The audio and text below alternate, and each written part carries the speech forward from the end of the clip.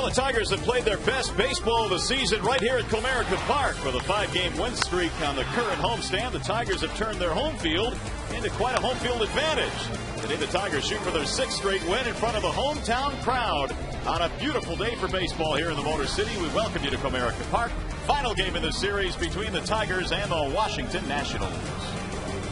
Hi again, everyone. Welcome to Tigers Baseball. Mario and Pemba, Ron Allen, glad to have you with us for the series finale. The Tigers try to make it 2 sweeps in a row, and they could do so, Ron, because they've gotten some really clutch hitting. After that last road trip, they just couldn't seem to get the clutch hit. Not so on this homestand. Well, especially against the National League clubs. The National League clubs that have come in here against the Tigers, they've been beaten up pretty bad, and the Tigers are getting it done in walk-off variety. It's nothing bigger and better than big hits, and it started on Saturday here. Carlos Guillen got himself a fastball down and in. It was walk-off variety. The team really celebrated. And then the following day, it was the big fella. He got loose, and it was late. Cabby has done the majority of his damage, 7th inning or later this year, 8 home runs. And then it's Maglio. After missing 6 straight games, he comes back and gives the team a real nice lift.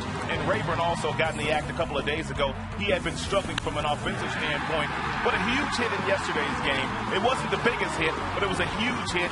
It was a single in the left field, and it was after Levon Hernandez had walked the bases loaded. And those are the situations where the Tigers had been struggling, but G-Money was G on the spot right there and got it done. All right, so the Tigers going for their 2nd straight sweep. That's our story here from Comerica Park. Right now we go back to the studio. More on our coverage. Here's Mickey York.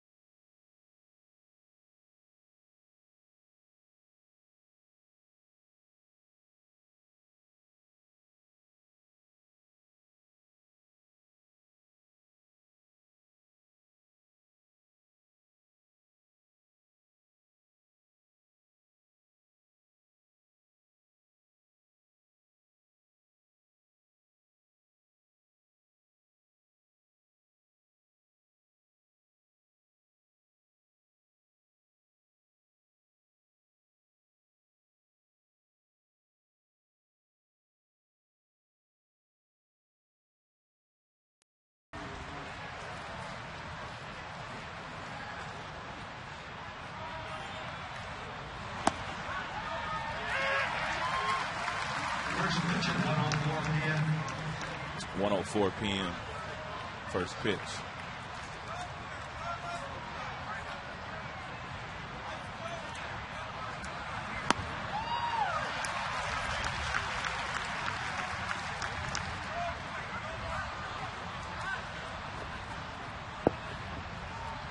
Welcome back to Comerica Park. They jumped on us quick here today, an early start, and the Tigers and Nationals going at it here in Game 3 in the series. 0-2 is the count on the leadoff man, Christian Guzman, who starts it off for the Nationals. Guzman, Bernardina, and Zimmerman here in the 1st inning.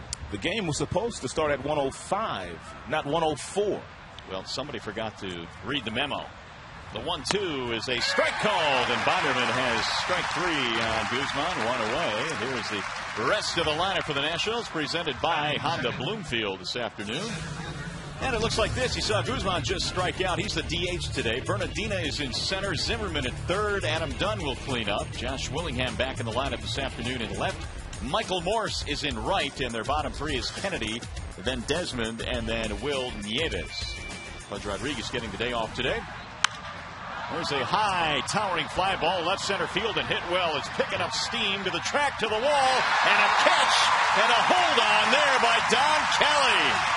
He slams into the fence and holds on to the baseball. What a play by the Tigers center fielder. He looked like Austin Jackson out there. Kelly had to get on his horse, but he never took his eye off of the baseball. He knew when he made the catch, he was going to run into the wall, but he did not lose his concentration and makes a really nice play. Jim Leland was saying just the other day that this kid is so underrated with the defense he has brought to us, and then he turns in that play. So 2 quick outs. Bonderman gets some help, and there's a strike to Zimmerman. Ryan Zimmerman batting .296, hitless in the series. He has an RBI with a sacrifice fly. Yeah, these Washington Nationals hitters, they're going to be a little angry today, especially after watching Scherzer and Verlander the last 2 days pump all those fastballs right past him. Bonderman's going to need to have some really good location today. He's going to need to work at the knees, and he's going to need to work on the outer edges of the plate. Scherzer struck out 9 in game 1, and Verlander followed that up with 11 strikeouts, and that thing is hammered to center field. Kelly is on his horse again, still going back to the running track to make the catch. They're angry. What a start this afternoon. Tigers turning in some defense. No score.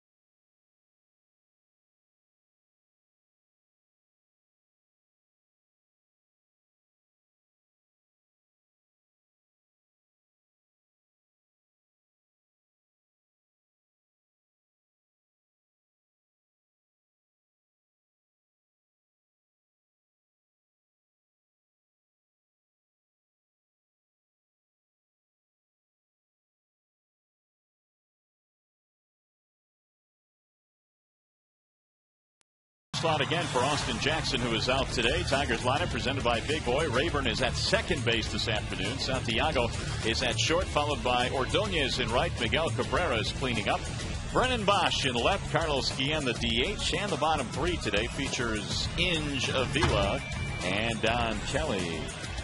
Now the Bernstein Advantage brings you the scouting report on Luis Adelano. Get the Bernstein Advantage. We go to bat for you. If the Nationals are not going to get swept here this afternoon, he presents their best chance. He comes in 4-1 with an earned run average just a shade over 3 in 6 road starts. He's a nibbler, and he's also a ground ball pitcher. He's one of those guys that's not going to attack you over the heart of the plate. Therefore, the Tigers need to be very patient against him, just as they were yesterday against Livan Hernandez. Adelano is 25 years of age, out of Santurce, Puerto Rico. And that is hit hard into right field. A base hit for Ryan Rayburn, who suddenly is swinging a very hot bat. By the way, we do remind you, if Detroit combines for 3 or more home runs in this game, bring a copy of the box score to a participating Arby's location tomorrow.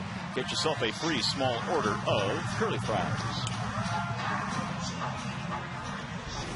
Leadoff man is on. And Rayburn said the other day that just by him taking that base on balls early in that ball game and with the bases loaded and getting an RBI kind of got him going. Said he saw some pitches and kind of figured out a few things. Santiago drags a bunt down the first base line. Adelano will throw. Did he pull him off the bag? He dropped the baseball anyway. And safe at first base. Tigers playing some National League style of baseball here. It's the same way that Jim Leyland managed when he was managing early in his career with the Pittsburgh Pirates. The leadoff hitter would get on, and then Jay Bell would simply bunt that leadoff hitter into scoring position. I don't know how they're going to score that, but Big Adam Dunn had it in his glove and simply dropped it, trying to stay on the base as the runner was running by. I think if he lets this ball go, it goes foul. He picked it up, taking the out, or trying to take the out, before it went into foul territory. So the Tigers have something brewing now with 2 men on, nobody out, and here comes Ordonez. Sacrifice E1 is the ruling on that play.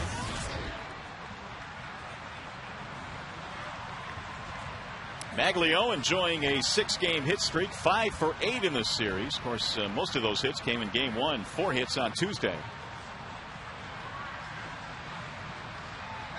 Adelano's 0-1 pitch is outside, 1 ball, 1 strike.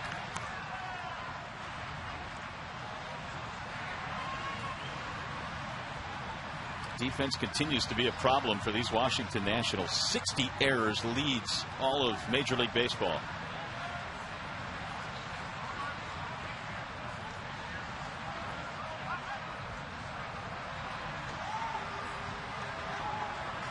Rayburn leading it off with a base hit. Santiago is aboard on the sacrifice in the air. Ordonez 8 home runs this year. Our numbers are up from last season. And Adelano has, or in his last start, gave up a career high 3 homers. That was Friday against Cleveland.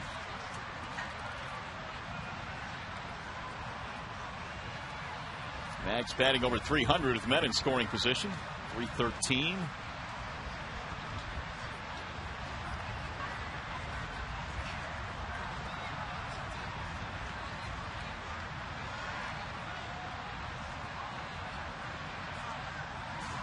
Bouncing ball back up the middle, should be 2. There's 1. Here comes the relay from Kennedy.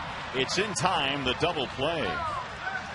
2 gone with a runner at third base. Well, you know the double play combination here this afternoon is Desmond, and it's also Adam Kennedy.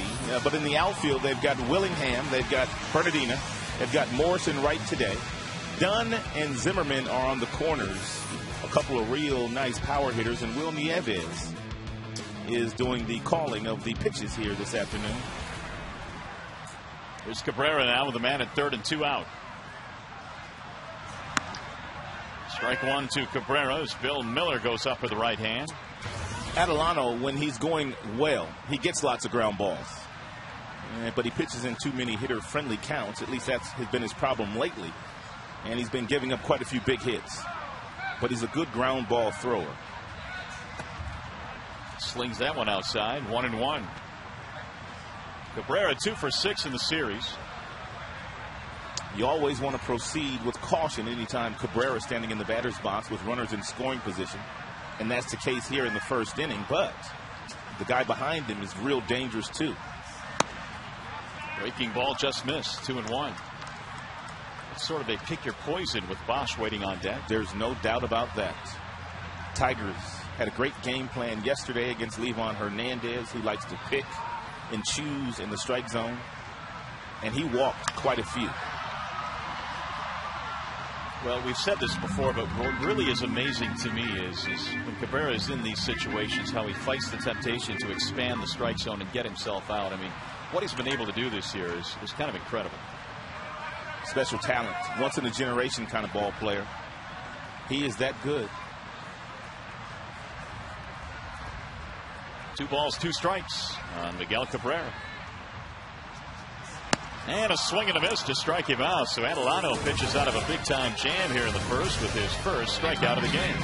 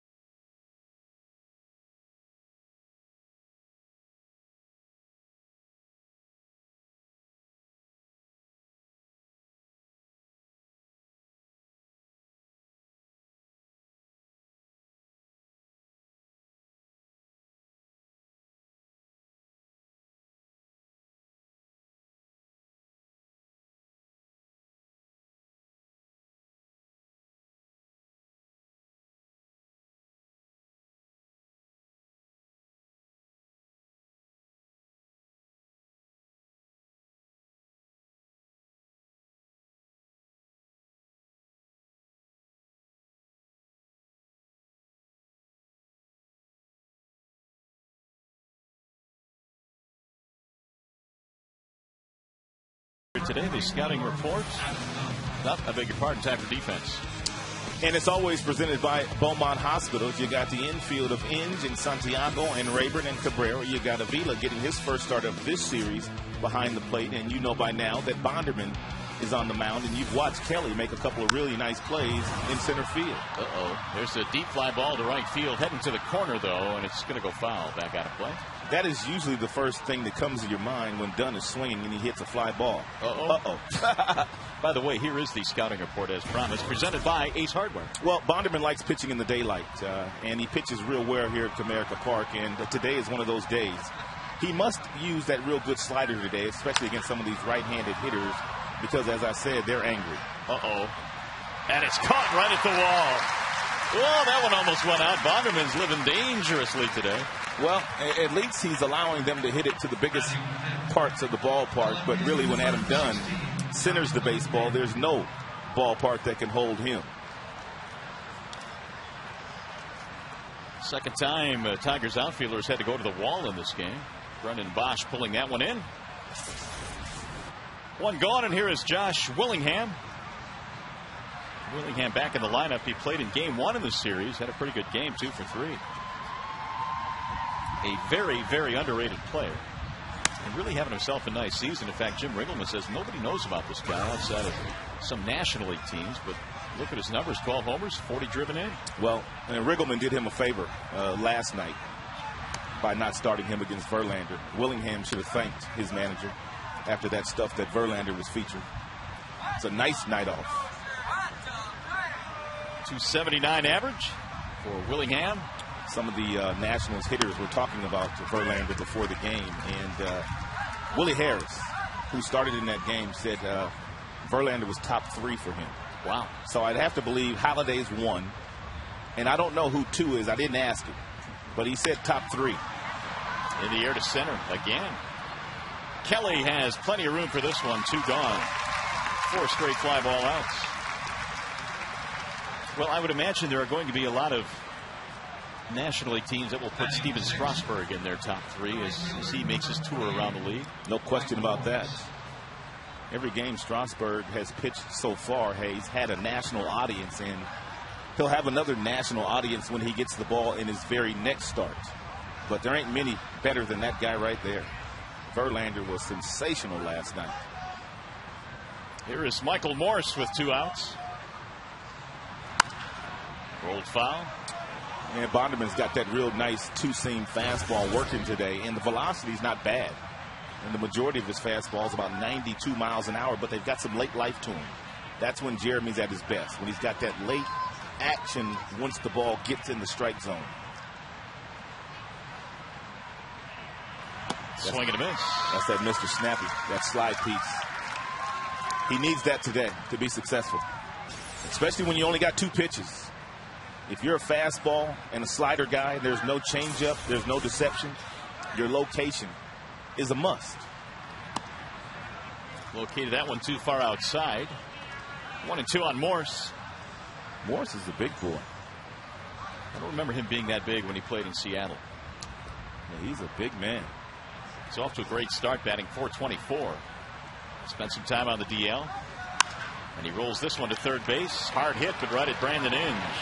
And that is that. It's a 1-2-3 inning for Bonderman. You're watching Tigers baseball on Fox Sports Detroit, presented by Bell Tire.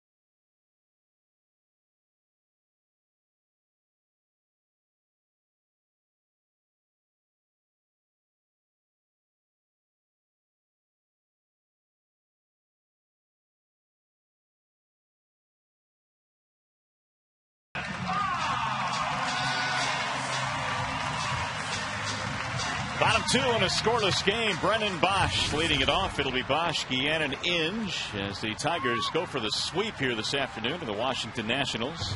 Luis Adelano back to work in his second inning, and he delivers a strike. He wiggled out of a jam in the first. First two men reached, but he got a big double play. Bosch with a 422-foot home run last night. The 0-1 pitch is fouled off.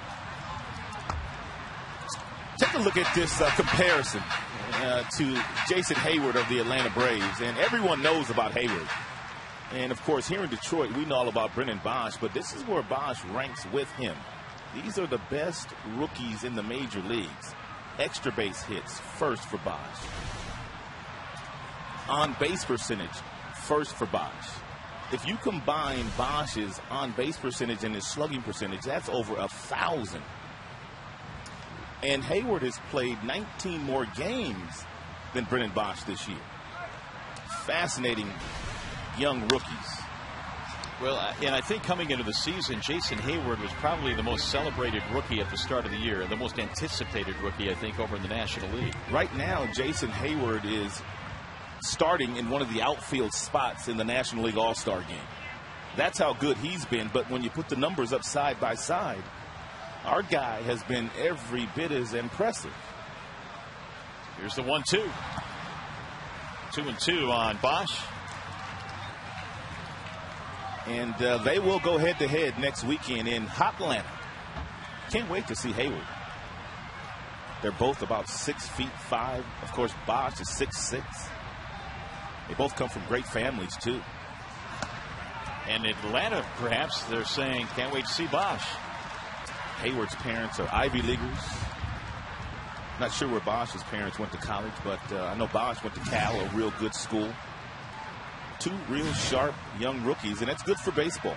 Brennan's father, an attorney in Southern California. Oh, well, he went to college somewhere. Driven to the air toward left, hit pretty good. Willingham on the move to the wall. And he made the catch. Wow. Already in this game, we've seen some terrific outfield play. Just a matter of time, though. Both the Bonderman and Adelano, they're going to have to start getting some of these balls down, because sooner or later, a couple of these fly balls are going to fly away here today with the way the wind's blowing. So they both need to get the ball down a little bit.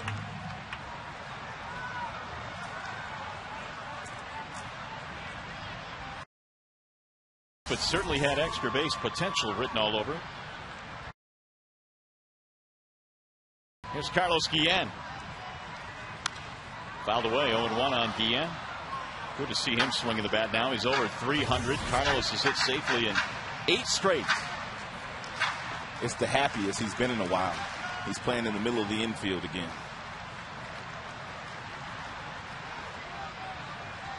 He walks around with a smile on his face. Good pitch. Good firm fastball at 90. But it's not so much the velocity, it's the location. Look at the location here. Even guys that like the ball down and in can't get to that one because it had a little bit of that Greg Maddux swing back action to it. The 0-2. Pulled on the ground and through. Base hit. Sometimes you wonder. He got ahead of Carlos with 2 really good fastballs, and the previous pitch was located beautifully. And then he comes back with something at 81 miles an hour, and he speeds Guillen's bat up. And Guillen hits a seed right past Kennedy, the second baseman. And it also extends Carlos' hitting streak to 9 straight. Brandon Inge will step in. And Brandon last night had his 10-gamer come to an end. 1 out of 6 in this series.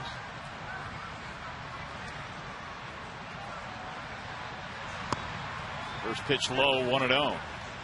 And with Brandon, really, he's healthy. He had both of those knees surgically repaired in the offseason, and he said he wasn't going to be 100% until about June. So that kind of coincides with his real hot streak here lately.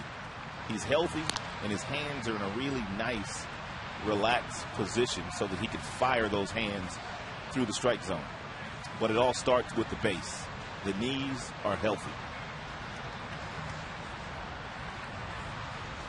.251 batting average now for Brandon.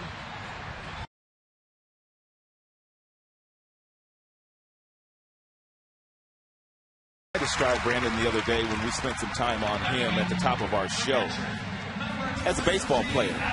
And that's really the ultimate compliment for guys at this level who don't necessarily wow you with, you know, their agility or whatever the case may be. He just does a lot of things well. He's a winning player. I mean, the whole total package. His presence, clubhouse, leadership. He's a good baseball player. And he has started another hitting streak now. So he has hit safely in 11 of his last 12. That'll bring up Alex Avila.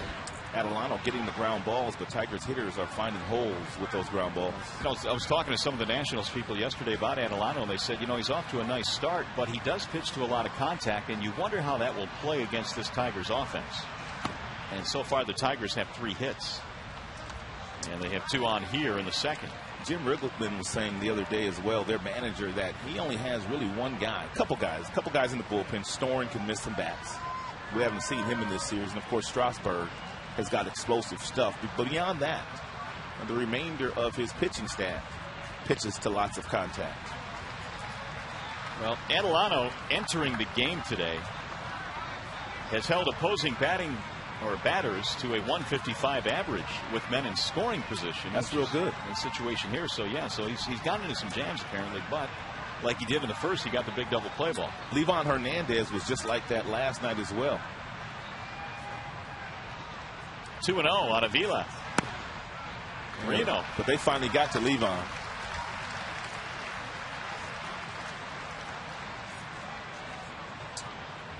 All week long, the Tigers have been hitting in clutch. Big home runs. Big Brennan Bosch got Livan last night, but Livan didn't help himself either. He walked quite a few. 5, I believe. 3-1 on Avila. He's had a nice homestand, 4 for 6. His bat's starting to perk up now. Alex trying to get over that 200 mark, has done so. In his last 10 games, he has done that because of a 370 average. 3-1 pitch. He's swinging, throws it high in the air. Deep right center field and way back, and that ball is up the wall. This should get 2 runs in. Guillen scores. Here comes Inge. Here's the throw to the plate. Not in time. Alex Avila with a 2-run double.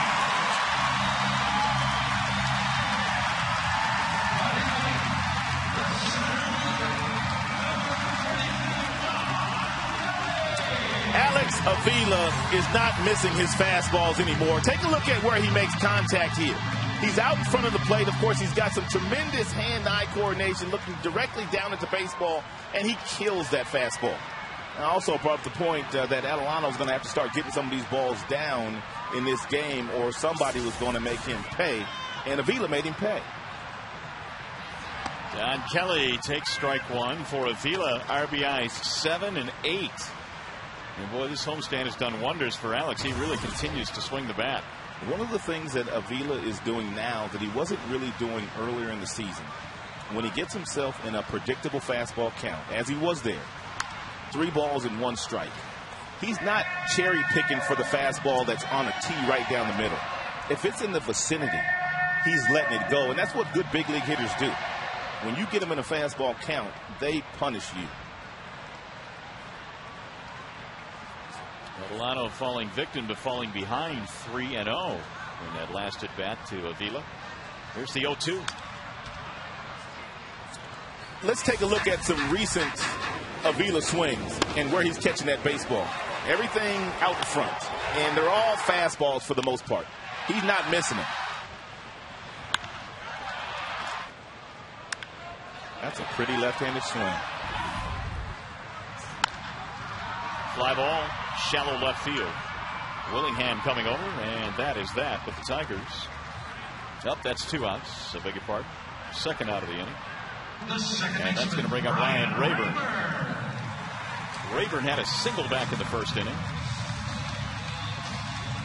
Tigers have put up 2 runs on 4 hits, and while Adelano was able to wiggle out of a jam in the first, not so here in the second.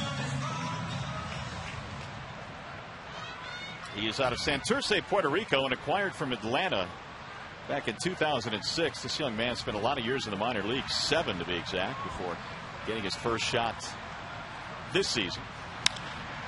That's popped up. Shallow center field. And the Tigers are done, but they break out on top. Alex Avila, thanks to him, a 2-run double.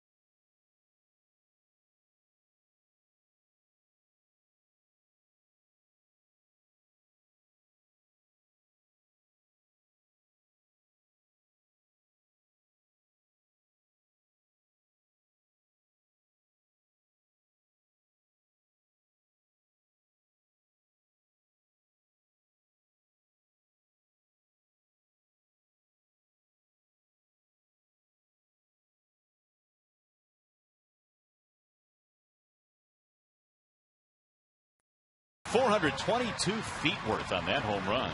He's the truth with a capital T. Tigers off to a 2-0 lead in this one here today on a double by Alex Avila. Jeremy Bonderman with a bit of a lead to work with now as we go to the third. It's Adam Kennedy leading it off. 6 in a row retired by Bonderman to start this one.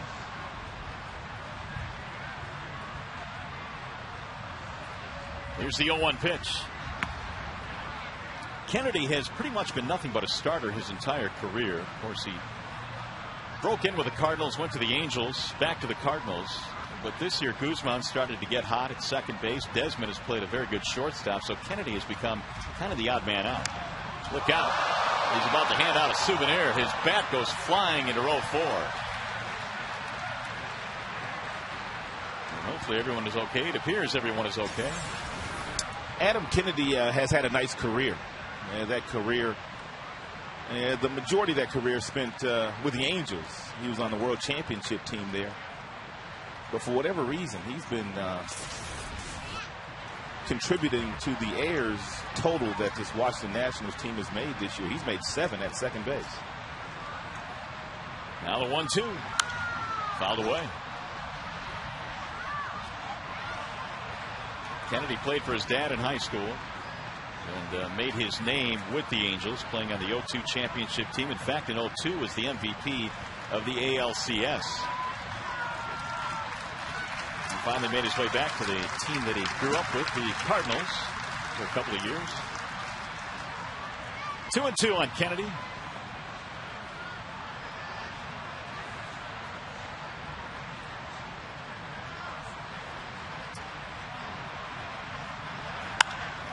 In the air to right field, sinking. Maglio coming on to make the play.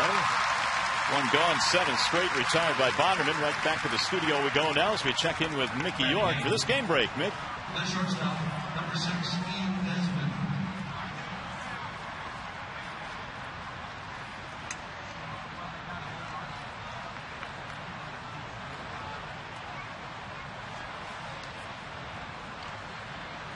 All right, Mick, that's good news. Thank you very much. That might be enough because they're going up against one of the best pitchers in baseball today, are the Minnesota Twins. Ubaldo Jimenez. Here is Ian Desmond. That was really a terrific pitching matchup On the surface, Liriano and Jimenez. Yep, Liriano's good too. Ubaldo, he's a leader in the clubhouse right now for the Cy Young Award in the National League. That's how good he's been. And he might start the All-Star game if he continues to pitch the way that he's pitching. Yeah, I'd be stunned if he didn't, especially with the numbers he has put up. His earned run average is just over 1 now. And we're talking about we're almost in July. In that ballpark, Colorado. Yeah, that's the kicker.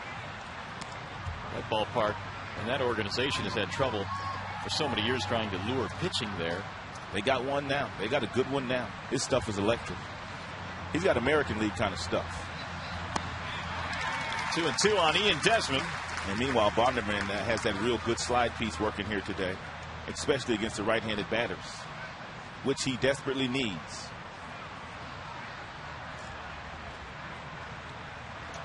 Two-two pitch. Swing and a miss.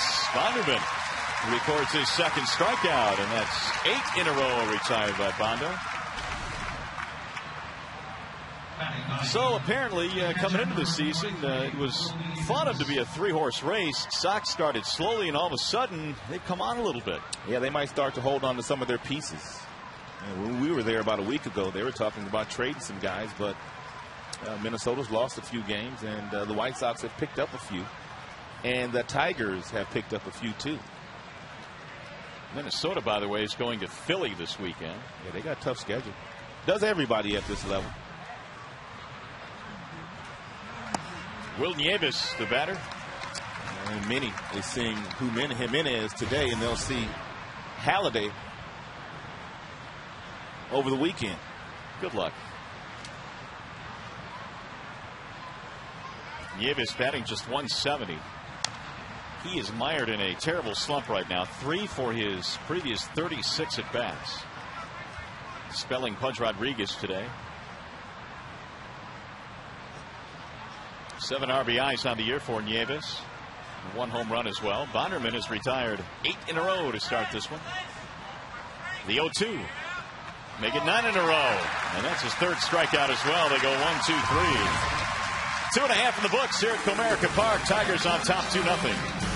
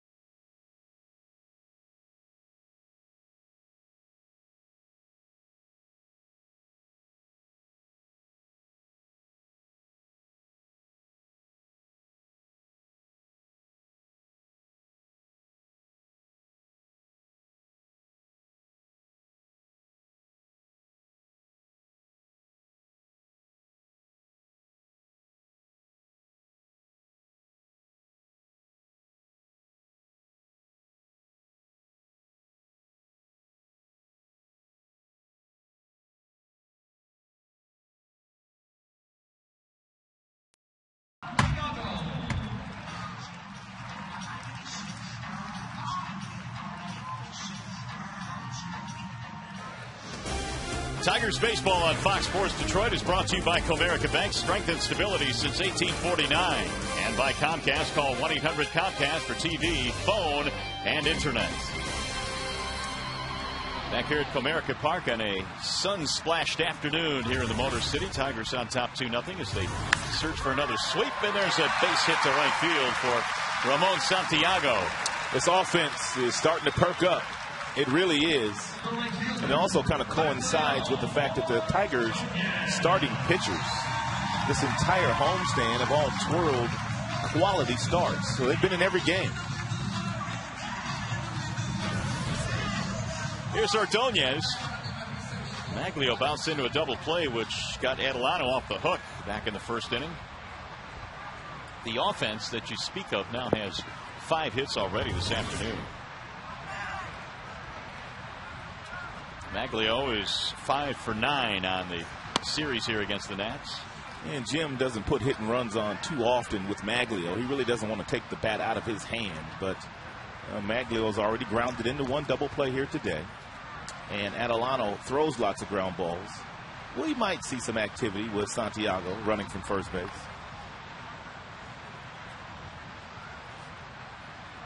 Runner goes, and the 1-0 is grounded foul. This one will skitter back into the dugout. 1 ball and 1 strike. I'm a fan of that call. I really am. Why would you sit around and hit into double play ground balls all day long? Nieves at 23% this year.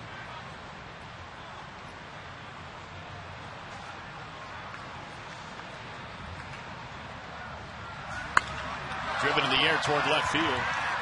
Willingham running back. Hey fans, don't forget, tomorrow you can join the Tigers for a totally awesome 80s party when they host the Arizona Diamondbacks at 7:05. Pre-game entertainment includes break dancers, costume characters, and more. For tickets, call 866-66-TIGER, or you can simply visit tigers.com. I think I'm going to wear my Zubas for that game tomorrow night. Zubas? Are you in? With those pants? Those are the pants. Yeah, the funky. The hammer pants? Yeah, exactly. There's a strike called on Cabrera. I had a few of those in my day. Cabrera struck out back in the first, 0 for 1.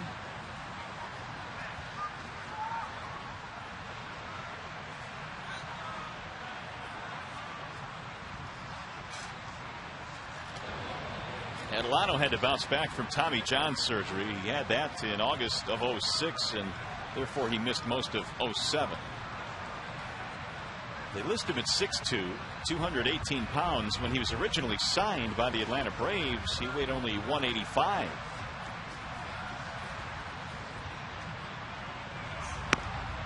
There's a strike called. 0-2. Cabrera not so sure that was a strike. As he backs out of the box.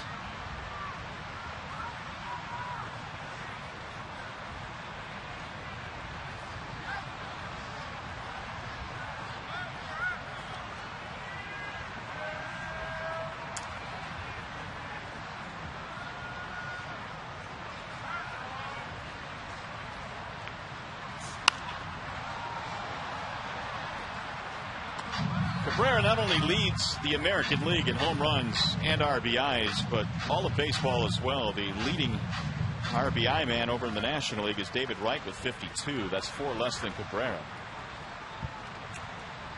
And Tigers will get a chance to see David Wright as well. That's what I like about interleague play.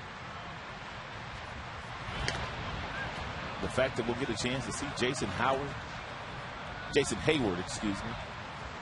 David Wright, some of the other real good players that we've already seen this year in the National League.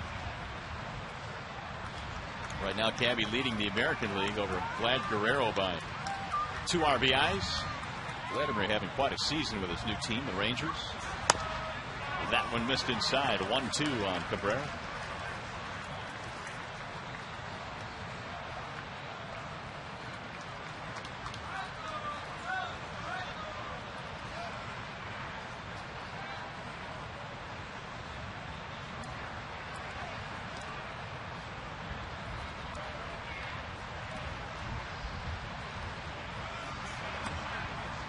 Low again, this time outside. 2-2. They struck Cabrera out with a fastball the last time he was up. It was a good fastball, about 90 miles an hour. And he cannot throw a breaking ball for a strike and get Cabrera out. You just can't do it, but he might be able to sneak another fastball by Cabrera with 2 strikes. About the only time you can sneak a fastball by him is with 2 strikes. He ain't swinging at that.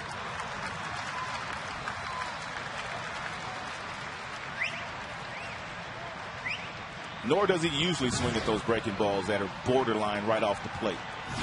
And that's why he does so much damage. Full count, 3-2. Might as well start the running.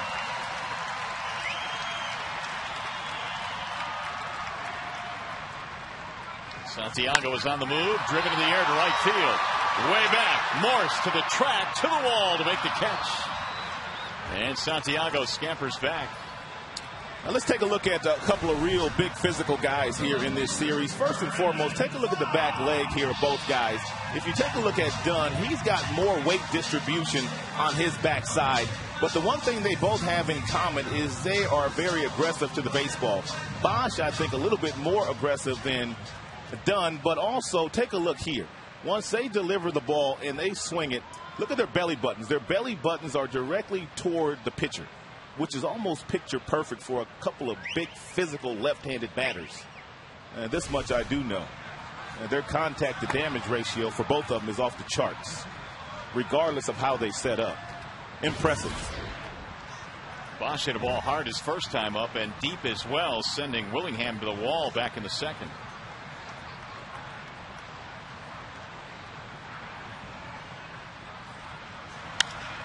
Slices this one toward left field, and that'll drop in. Base hit, and it's going to get by momentarily from Willingham.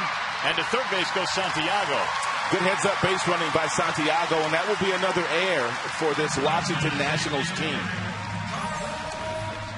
Anytime Bosch is in the batter's box and he hits the ball in the air to you, your initial reaction is to break back, and plus you're playing deep anyway. But the ball bounces right off of the chest of Willingham, and Santiago didn't hesitate. Good base running instincts.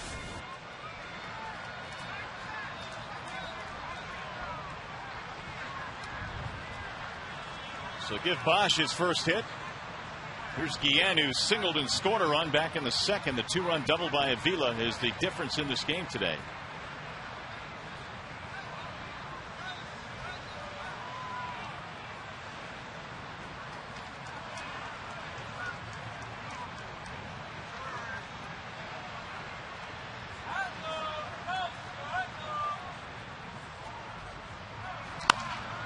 Right back to the mound. Adelano will take the easy play at first base to retire the side. Tigers get a couple of hits.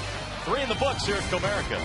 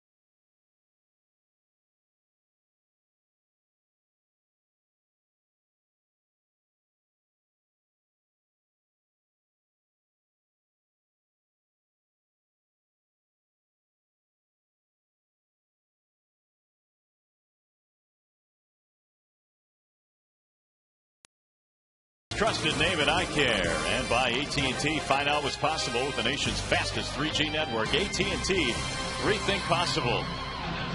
A ton of kids at the ballpark today. School out, Motor City enjoying a bright sunshiny afternoon. The game time temp 70 degrees today, so an absolutely perfect day for baseball here in Detroit. Jeremy Bonderman has retired 9 straight to start this one as Guzman leads it off here in the 4th inning. Bonderman, by the way, has held the opposition to a 192 batting average the first time through the lineup, so today should not be a surprise. Guzman with a strikeout to start the game back in the first. And he fouls one off 0-2. Remember how tough it was for Bonderman there for a couple of years to get out of the first inning? Or do you not? It was nearly impossible, actually. I mean, I remember some games. Remember at the Metrodome? Yeah, they tried everything. I mean, they tried warming up early. They tried, just about everything to try to get him to get through that first inning. But it became, I think, kind of mental as well for him to get through the first inning. But he's not having those issues these days. Not at all. In fact, today, so far, so good. Now, they have hit some balls deep, but he's kept them in the park. Swing and a miss, and that was awkward looking. He's getting it done with 2 pitches. And he's got that fastball that's moving east to west, south of the knees to these Washington Nationals hitters. And that slider is working very well, not only to the right-handers, but to the lefties, too.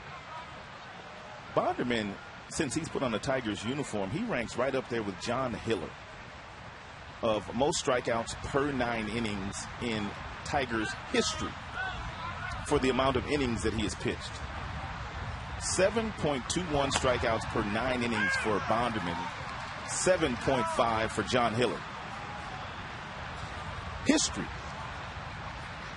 Well, Bonderman having himself a nice bounce-back season.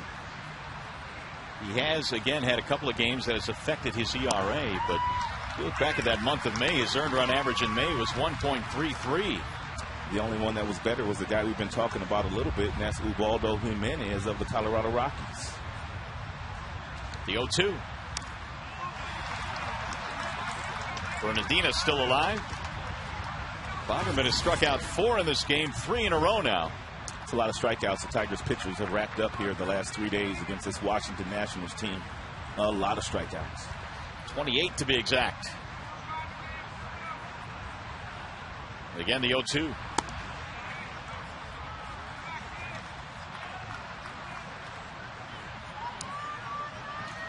Bernardina had a ball run down by Don Kelly back in the first inning. Nice play up against the wall in left center field.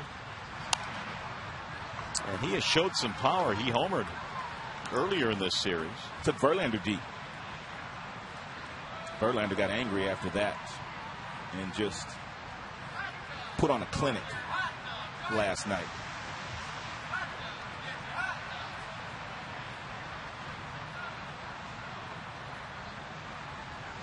Here's the 1-2. Swing and a miss. Bonderman gets yet another strikeout. That's his 5th. 4 in a row. This slider didn't break down and in. It was away, and Bernardino was looking for the slider down and in. Therefore, he just flailed at that one that was off the plate. By the way, this game today is available in crystal clear high definition on Fox Sports Detroit HD, sponsored by Comcast. 2 up, 2 down. Here's Ryan Zimmerman.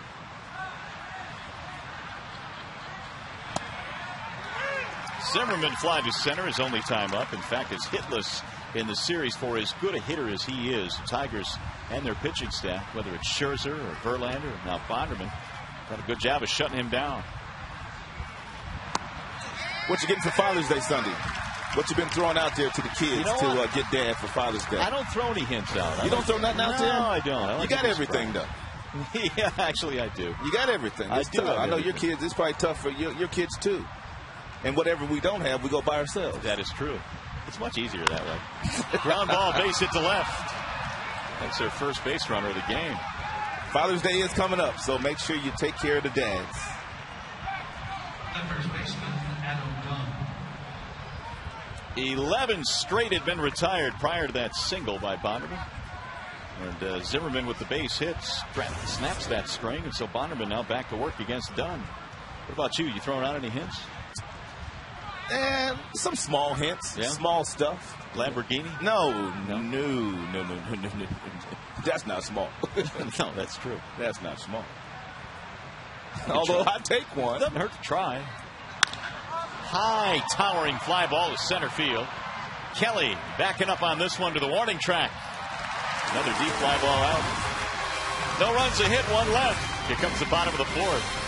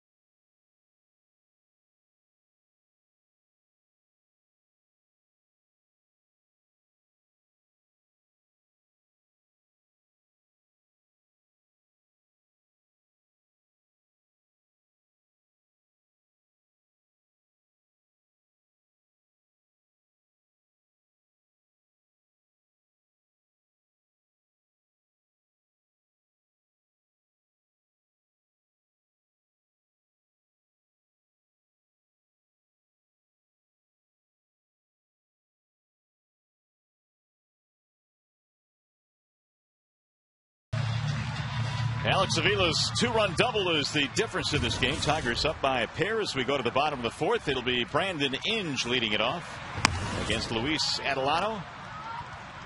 Tigers have 6 hits in this game, just 1 for the Nationals. Brandon had a single and then later scored on that double by Avila. 1 ball, 1 strike on Inge.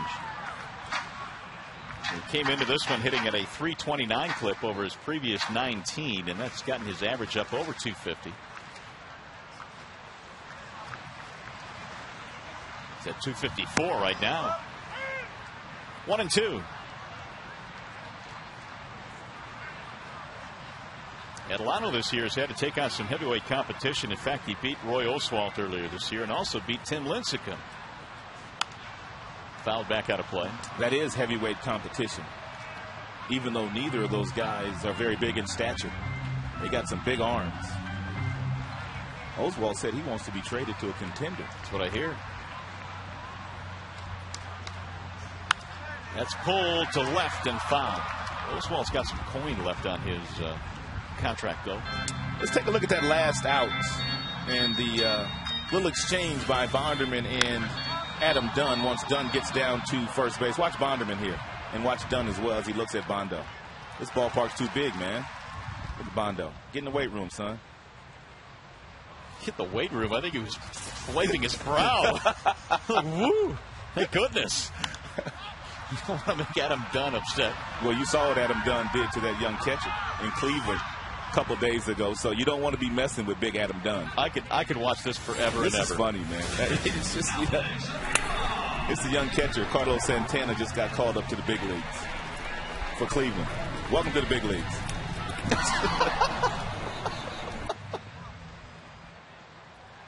I mean, it's just classic. I feel so bad for Santana because he wasn't expecting that. Can you imagine if he was running full speed, though? No, Dunn could have really taken him apart if he wanted to, but you could tell him he was really letting up at the end. But it's 6'6", 287. I bet you the kid ain't gonna block the plate no more when the ball's not coming. The 0-1 pitch. Funny. 1 ball, 1 strike. Alex Avila 2-run double. That was in the second. So Avila now has driven in 8 this year. He has 3 home runs. 2 of them came in 1 game at Target Field in Minnesota, which is also part of the next road trip for Detroit.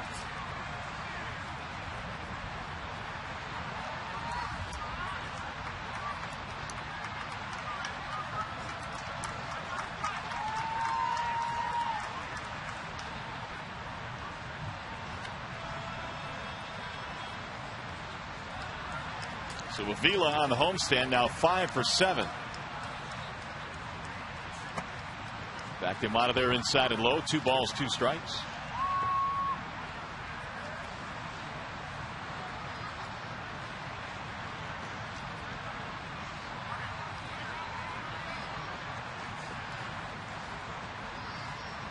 Gerald Laird got the start of the first 2 games in this series. There's the 2-2. Avila hits one on the ground to second base. Adam Kennedy has this one.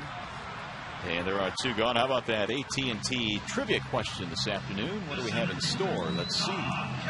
Name the 4 current managers who have managed 4 or more teams. There are currently 4 of them that have managed 4 or more teams. It's a good question today. Ponder that for a while. Now to bring up Don Kelly. Adelano is looking for his first 1-2-3 frame. That means you're very highly thought of if you can go to 4 different stops and run 4 different organizations. Because really that's what you do as a manager. You're out front and center and you're basically the face of the organization. And that man does a very nice job at his everyday job. Lunch pail guy is Jim Levin. He brings that lunch pail to work every single day. The 0-2. Adelano's had a really nice swing back fastball working here today and has really used it to his advantage against the left-handed hitters. He starts it right at their front knee, and they give up on that pitch, and it tails back over the heart of the plate ever so slightly to get the call from Bill Miller here today. There it was right there. Didn't get the call that time, though. Awfully close.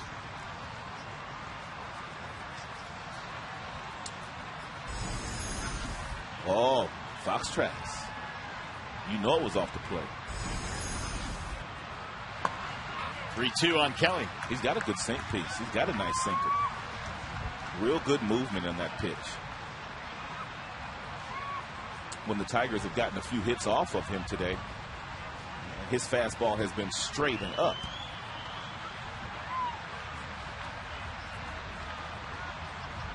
The 3-2 pitch is on the ground to second. Another easy play there for Kennedy. And the Tigers go 1-2-3 for the first time today. Let's go to the fifth.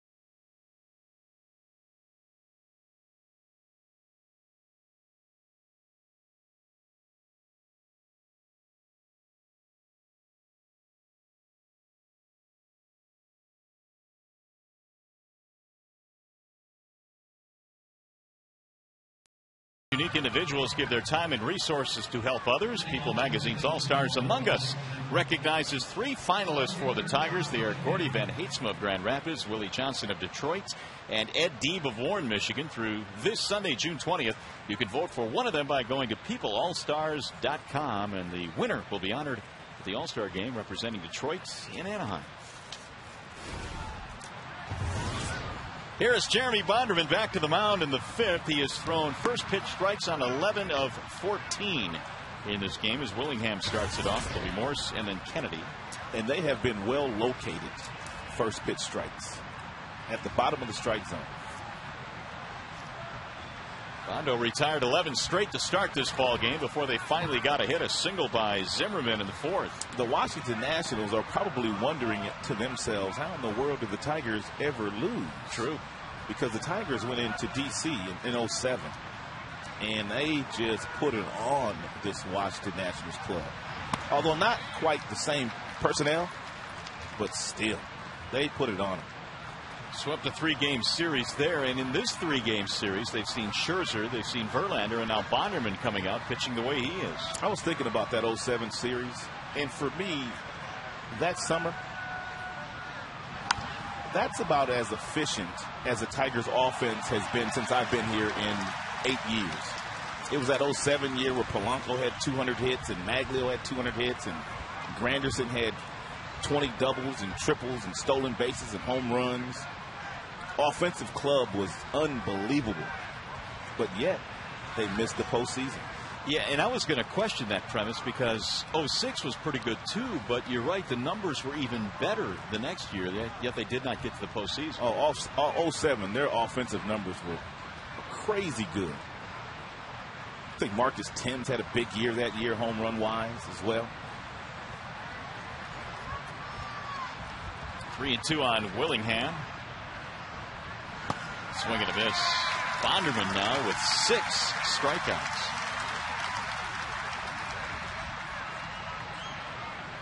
One gone here in the 5th inning, so Jeremy Pitching a whale of a ball game this afternoon. Here's Michael Morse.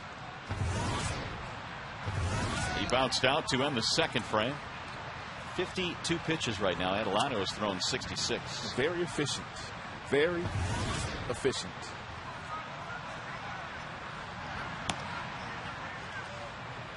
Jeremy in interleague play career is 7-7, but his ERA is over 5.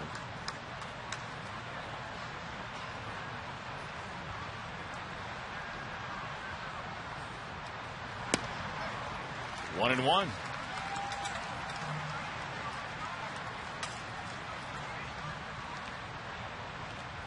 Bonderman really has given this Tigers staff a boost this year when you consider they're trying to straighten Rick Porcello out.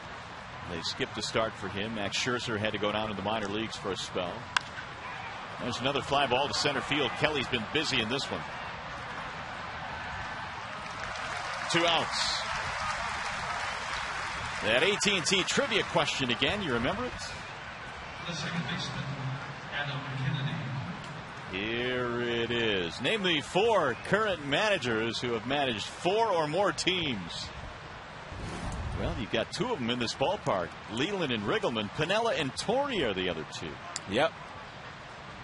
Torre was with the Yankees for so long that you forget he had 3 other stops. 3 of the 4 have won championships. That would be Piniella and Torre and Leland. Riggleman for me was the kind of the tough one there. I mean, he's had stops in San Diego, Seattle, now here, and the Cubbies. Yeah, he was the tough one, I think, of the 4.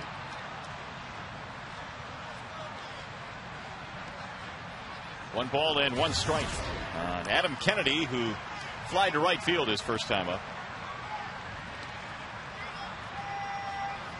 Bonderman in search of another 1-2-3 frame. Looks like he might be able to get it here. Santiago throws him out. It's indeed a 1-2-3 inning, and you're watching Tigers baseball on Fox Sports Detroit, presented by Bell Tire.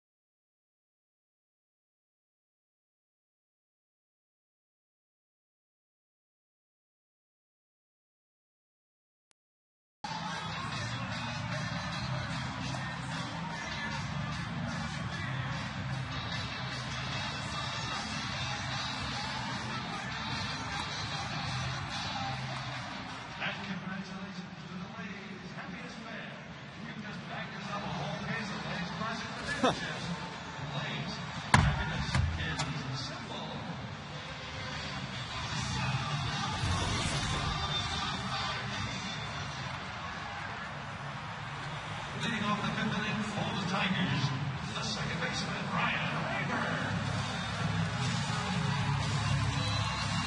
Still 2-0 Detroit as we go to the bottom of the 5th. The Tigers have led this one just about the entire way. The Alex Avila 2-run double in the second. The difference here this afternoon. Adelano back to the hill, and he is facing the top of the Tigers lineup. Ryan Rayburn, who's playing second base today.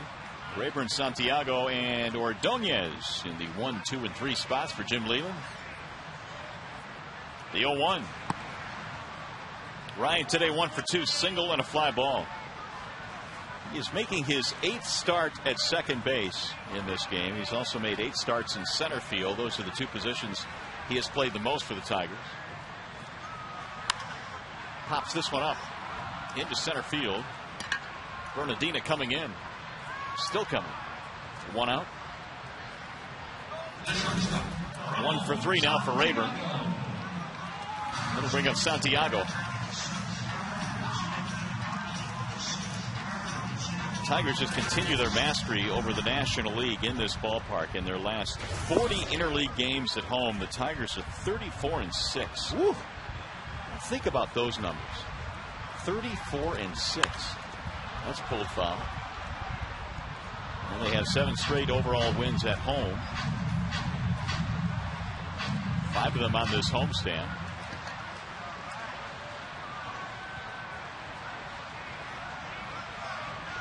The 0-1 pitch.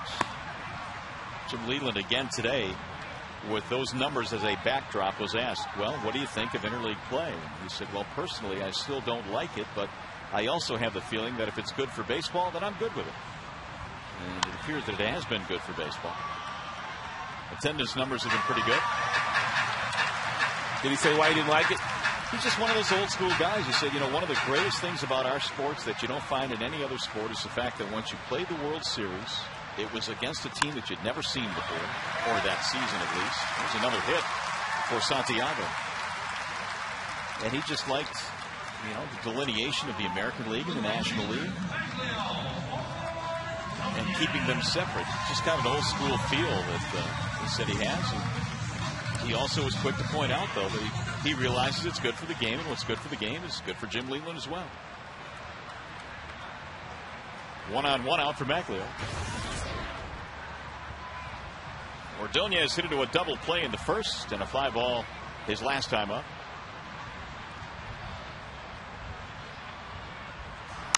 There's another ground ball. This one gets through.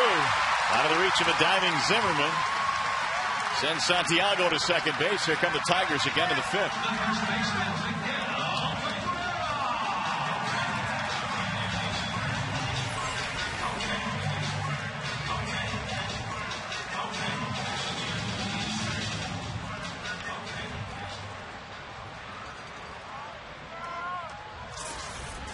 Eight Tigers hits now, and here's Cabrera. Maglio, by the way, extends his hitting streak to 7 straight with that base hit.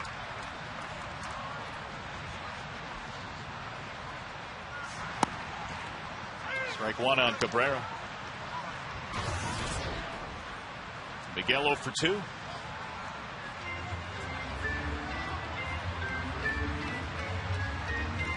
Danger area here for Adelano. He's already down 2-0 getting into the middle innings of this game, and now you've got the meat of the lineup coming up with another threat.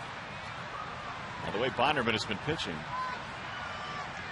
the Nationals don't want to fall too far behind.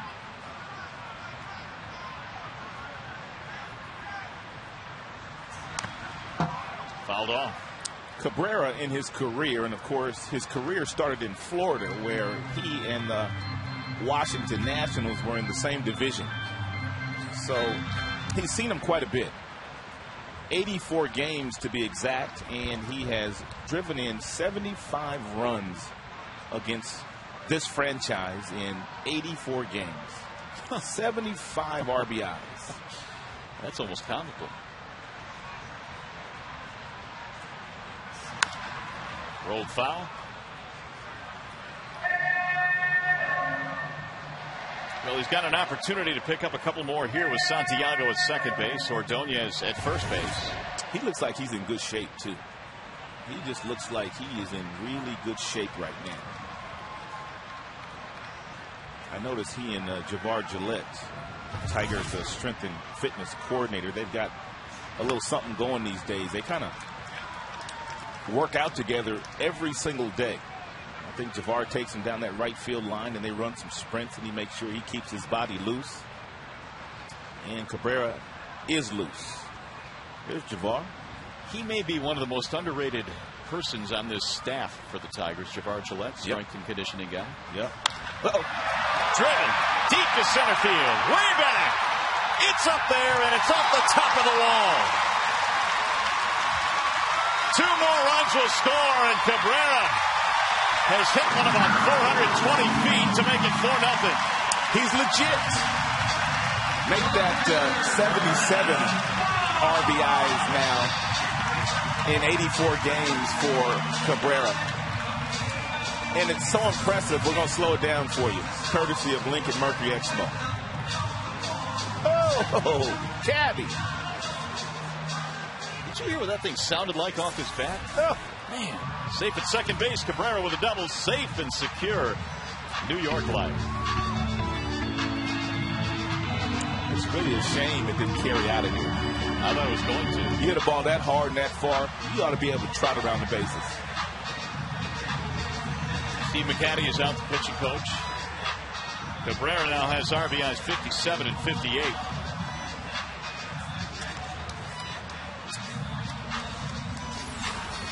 Listen to this. Maybe not. You can see it, though. It sounded loud, trust us. Brendan Bosch coming up. He has got a perfect swing. Look at this. They're going to walk Bosch here with first base open. They want no part of him. This is the first one of his career. I think you're right. Isn't that amazing? First one of his career. Welcome to the big leagues, big fella. They'll probably have a few more, I would think. Oh, yes. Why not? But the guy in the on-deck circle, he's not too shabby by any stretch of the imagination, which kind of gives you an idea of what they think of Brendan Bosch right now. But obviously, Riggleman's trying to set up the double play, and Carlos can hit.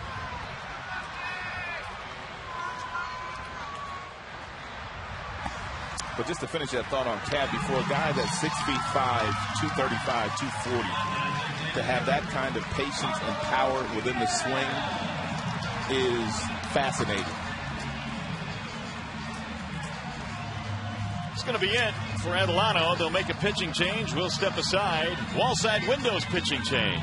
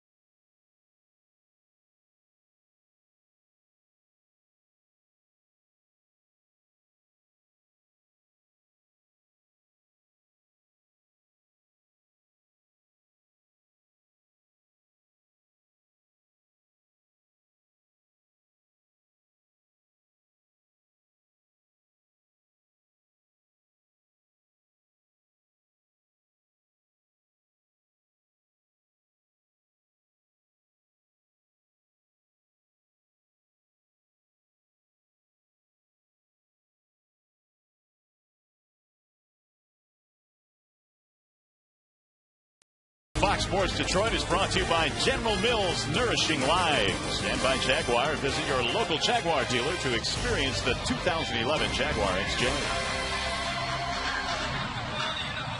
Well, the Tigers on top by a score of 4-0 here. And they're looking for more. Adelano is out of the game. He'll give way to the bullpen. 4 1/3 for Adelano. 4 runs. Responsible for the 2 men on the bases. And a new pitcher on now for the Nationals is Drew Storen. Only the 13th game now that Storen has been in. He comes in with a 2-0 record. He has 4 holds. The earned run average is sparkling at 1.54 with 8 strikeouts and 11 2/3. He's been nice at the back end of their bullpen. Carlos Guillen, the first man to face him here with only 1 out. After the first out of the inning, 2 singles, a double, and an intentional walk. Storen, since coming to the majors, has inherited 12 base runners. 12 base runners. Not one has scored. So he's been real good in these situations. And he certainly has been on the fast track. Drew Storen, a first-round pick, 10th overall last year out of Stanford.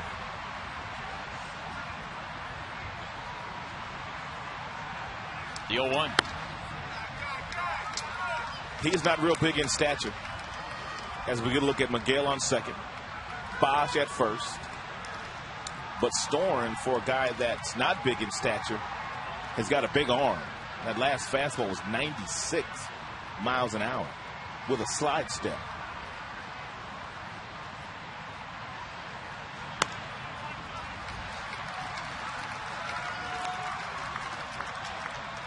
Carlos has a single and 2 at-bats today. 2 in the second, 2 more here in the fifth. It is 4-0 Detroit.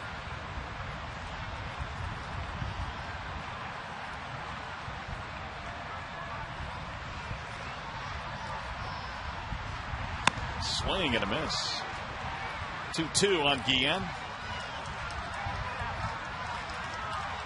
Storen trying to keep these runs off of Adelanto's ERA. Tigers now have 9 hits.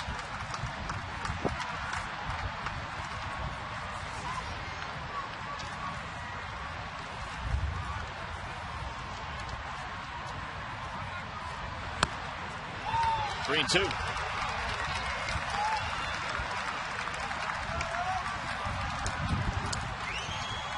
Jim could start the runners here if he chose to do so with 1 out. Carlos is a pretty good contact hitter, but he also has a 4-run lead should Guillen strike out.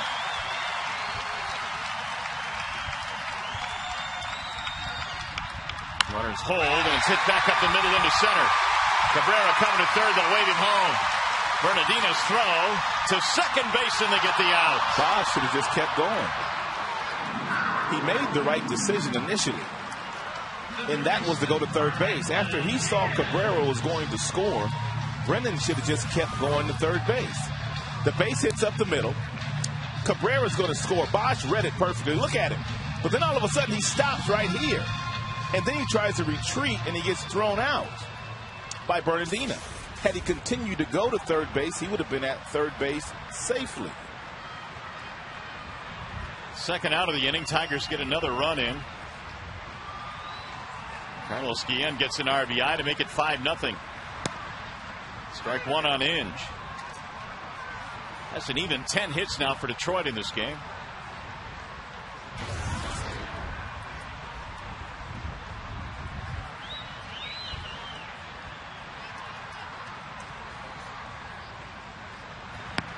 Wave and a miss. 0-2 on Brandon.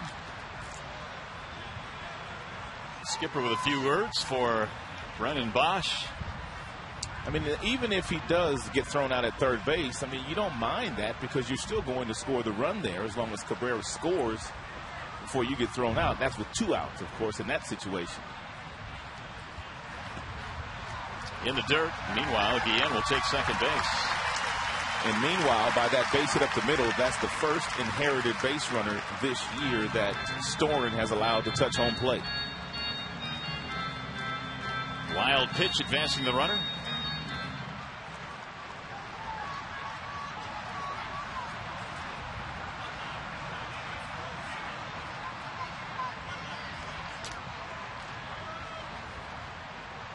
Here's the 1-2. Swing and a miss. Inge chasing high and inside. So the Tigers have a big inning. They scored 3 more.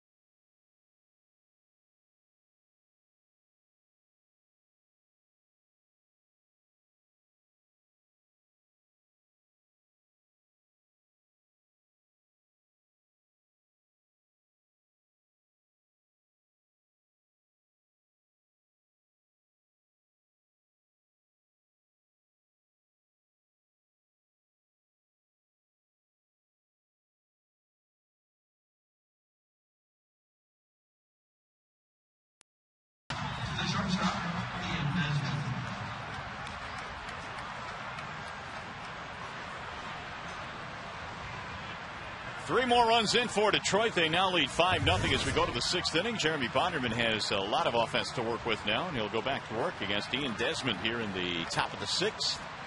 Tigers have out hit the Nationals today 10-1. There's a strike called on Desmond. He was a strikeout victim back in the 3rd. Bondo has simply been dealing today. I mean dealing. Just about every hitter has been in this same count that Desmond's in. No balls and 1 strike. That'll get to the corner, and it's extra bases. First extra base hit of the game. That's a nice job of hitting there by Desmond. It's a fastball that's in. It's off the plate. And take a look at his lightning quick hands. This ball is off the plate, but look at the hands. Those are lightning quick hands to get to that ball. And he looked like a young Derek Jeter, who he was compared to by Jim Bowden when Bowden was the general manager in Washington, and they drafted Ian Desmond.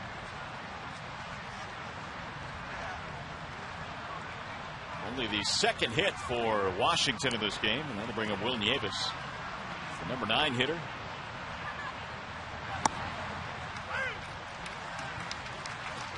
Nieves over 1. He struck out back in the 3rd. Bonderman had a 1-2-3 frame in 4 of the first 5 innings tonight, or today. 0-1 on Nieves. He's got some serious concentration going today. No mental lapses today at all.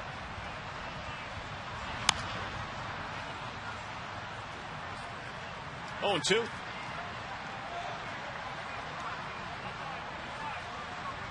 Will Nieves played a couple of years with the New York Yankees. In fact, he was Jorge Posada's backup in 06 and 07.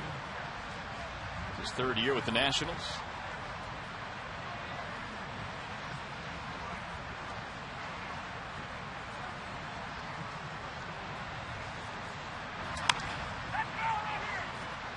Oh, 2, the count stays. Nieves now is 3 for his last 37. Well, he's looking at a 3 for 38 right now.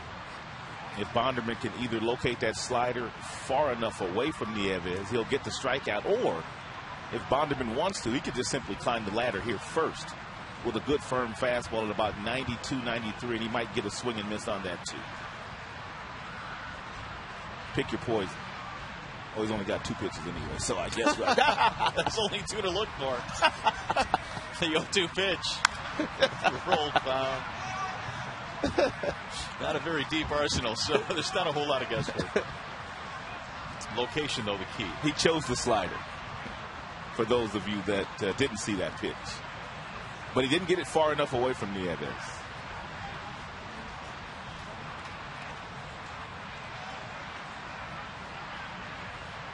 Jeremy's pitch count in good shape throughout the entire afternoon, courtesy of those 1-2-3 frames. He never really has been in trouble in this game. Tigers have backed him up with 5 runs. You'll notice with a runner on second base, Avila goes through a series of touches on his body with the catcher's gear, and then he will simply put down the sign for Bondo. Way outside, Avila able to knock it down. Here comes the throw to 3rd, not in time. Desmond gets in there safely. It'll be a wild pitch. Avila is able to knock it down, but not smother it. And then once he locates it, Desmond got a pretty good jump and break off second, safe for the head first dive.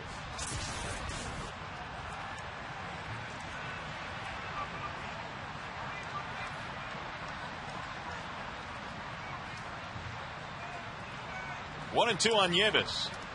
Guzman waiting on deck. Here's the 1-2 pitch. In the air to right field, slicing and heading back foul into the seats.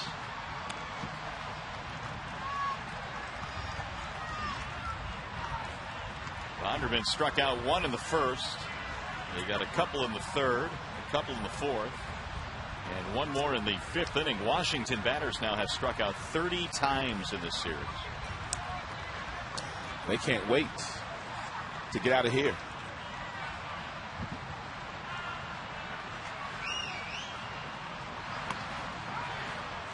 He laid off 2-2. Bonderman's got all the way up to 94 here today. And that slider at 81.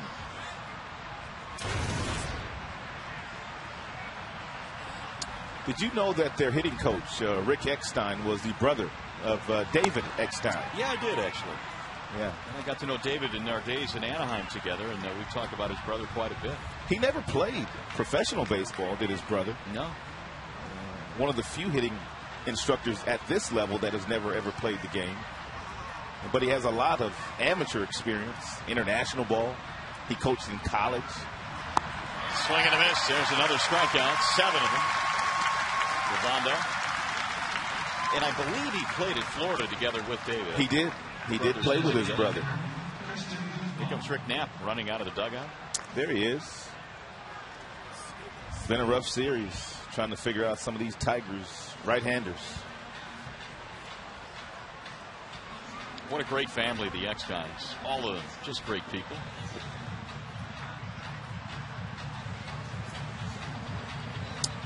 Hey fans, you want to celebrate Father's Day this Sunday at Comerica Park and watch the Tigers play the Arizona Diamondbacks at 105.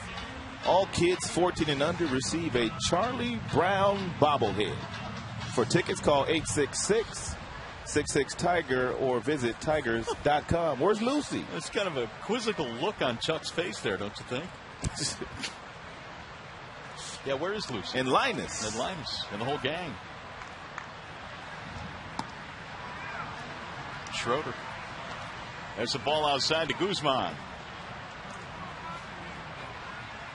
Guzman is 0 for 2 with a pair of strikeouts. He struck out twice in the ball game last night as well. In fact, he has struck out twice in every game. This game's not over yet. .295 average for Guzman. 1 for 10 now in the series.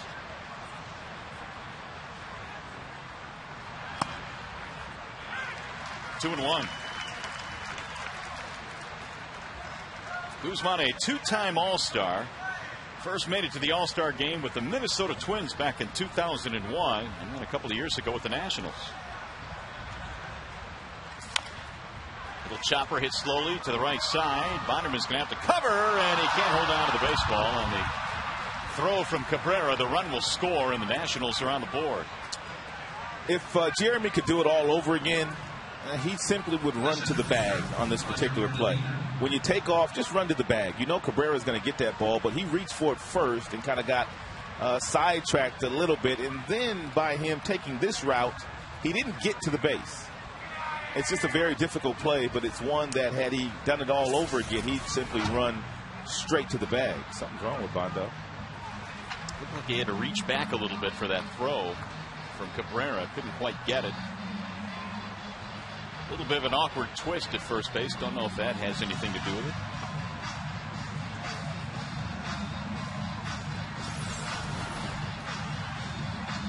Whatever he did, Kevin Rand, the trainer, noticed it right away. That's what I always talk about. It's so difficult when you're trying to catch the baseball and find the bag at the same time. That's why, as a pitcher, when that ball is hit to the right side of the infield, you got to get to that bag first, and therefore you're standing there when the ball's on its way to you. It's a much easier play that way. It's a base hit and an RBI for Guzman. 5-1 ball game. Only their third hit of the game.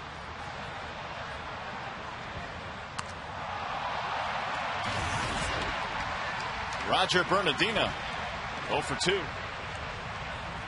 Strikeout, flyout.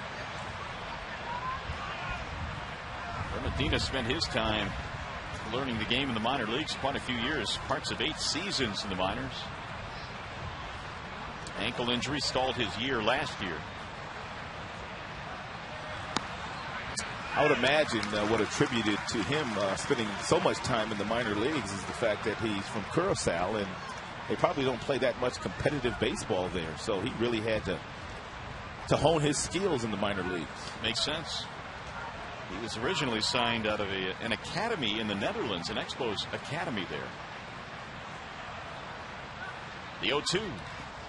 Good block there by Avila. And the flip side of that is most of the Cuban-born players, at least lately, that have come stateside to play professional baseball here, those guys don't stay in the minor leagues very long. Whether it be Kendry Morales or Betancourt or Levon Hernandez, who we saw last night, Contreras, the list goes on and on. Those guys don't stay in the minors long. They play good baseball in Cuba. Well, Alexi Ramirez would fall into that camp as well. That's fouled back out of play. What's going on in the Twin Cities today? Ubaldo Jimenez, that's what's going on at Target Field today. Wow. I guess his stuff translates over to the American League, too. He could pitch in India League, couldn't he? Yeah, his stuff translates well. Dynamite. I remember when we saw him last year, Jim said he had some of the best stuff that he had seen. Jimenez. 98 with that fastball. 1-2 is inside. So if that score stays the same, the Tigers can win this game. 1.5, huh? That would be it. That would be the spread. Tigers would also move to 23-10 at home. But there's a lot of baseball to be played here. And the 2-2. 3 balls, 2 strikes on Bernardina. This much we do know. And usually when the Tigers have a lead after 6, you can put it to bed. With their bullpen, and when their bullpen is right, and it's been right all year. And they play 6-inning games.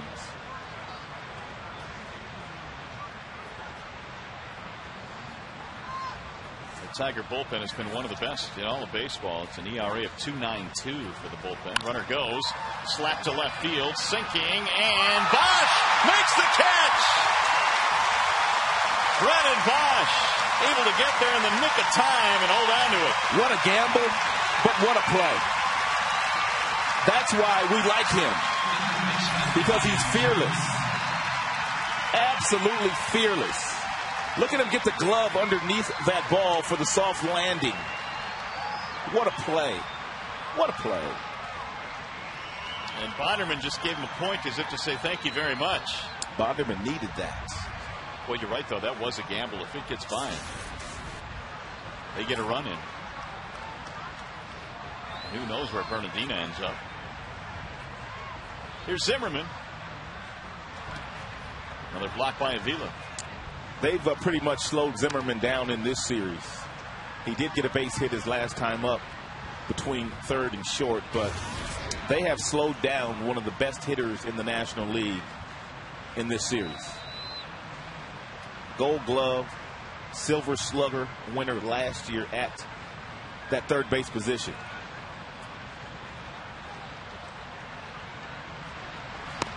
As a matter of fact, Zimmerman and Matt Kemp of the Los Angeles Dodgers are the only 2 in the National League to both get Gold Gloves and both win Silver Slugger awards.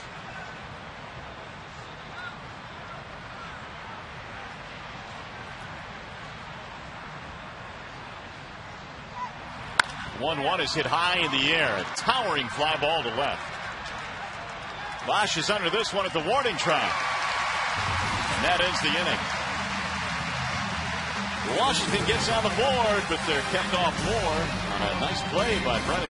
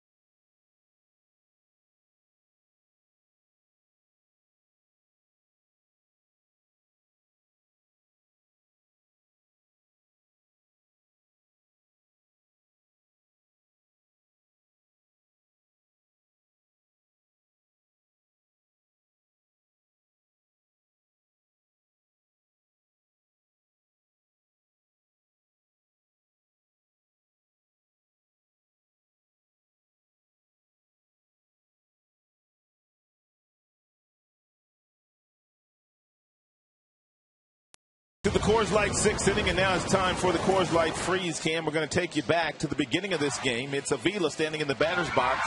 He gets a 3-1 fastball right down the middle from the starter, Adelano, and he hits it off the right center field gate to drive in a couple and to get himself a double. Coors Light freeze cam is always brought to you by your Frost Brewed Coors Light.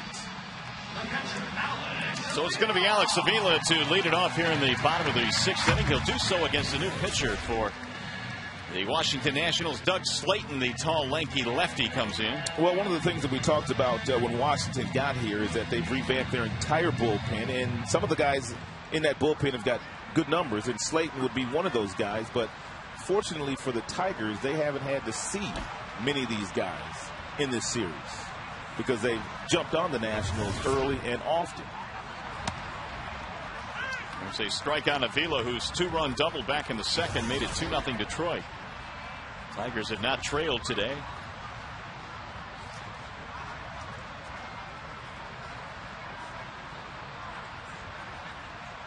The 0-1. Strike called on Avila. 0-2. Laird started the first 2 games in this series against the Nats, and Avila gets the call today.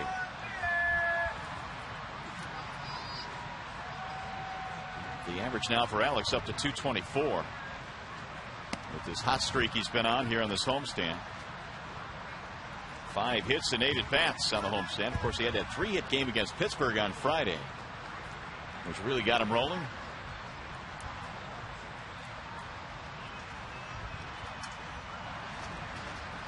Here's the 1-2. Got it. Strike 3 on the outer edge. Slayton has a strikeout, 1 gone. We'll bring up Don Kelly.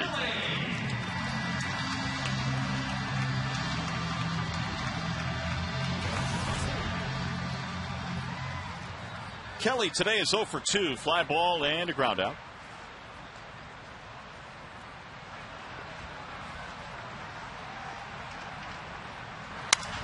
Broken bat, ground ball to third base. Zimmerman has it there, and Kelly is an easy out, 2 away.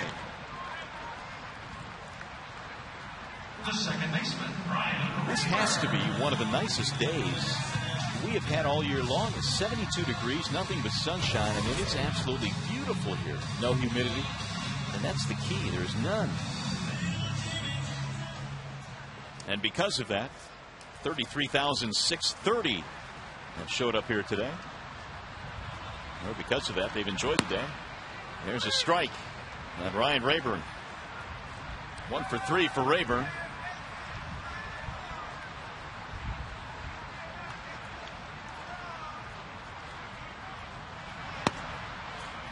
Oh, 2. Doug Slayton has come out of the bullpen throwing strikes. Former Arizona Diamondback. Speaking of which, they'll be in town next. The 0-2 pitch.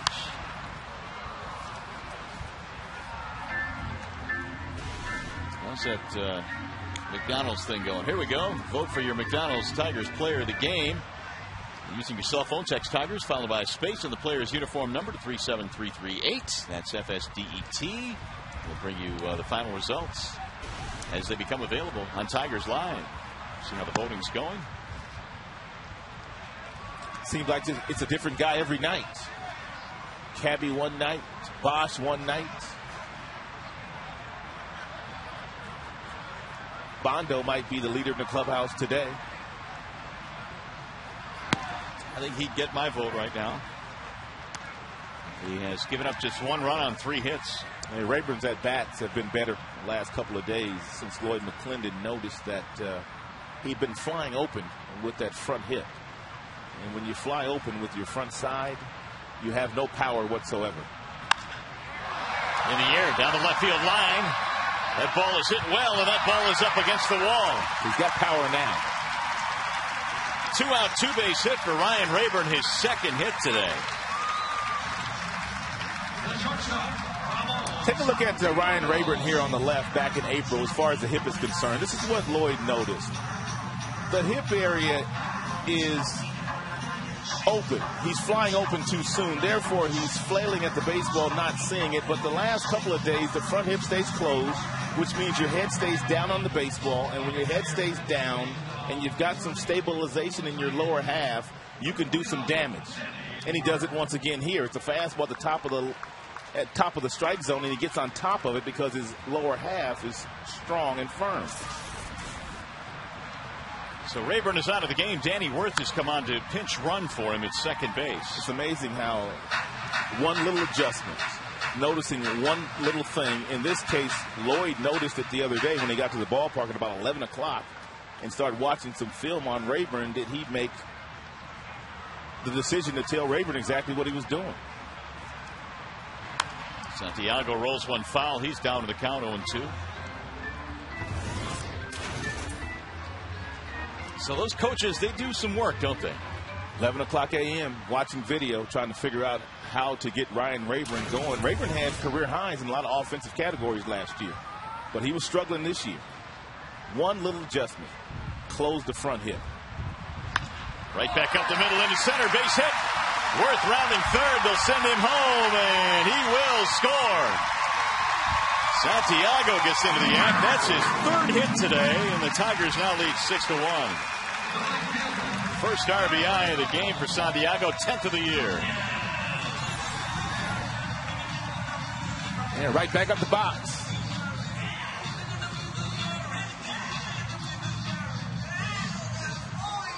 Damon having some fun. Imagine that.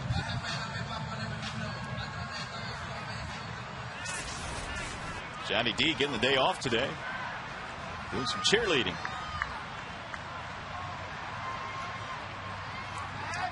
Tigers have pounded out 12 hits in the game now.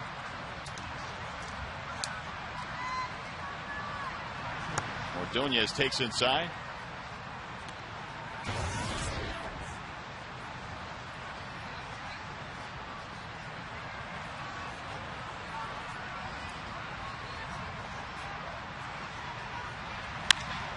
The other way, base hit. Maglio has his second hit this afternoon. Slayton came on and retired 2 in a row, then a double, a couple of singles.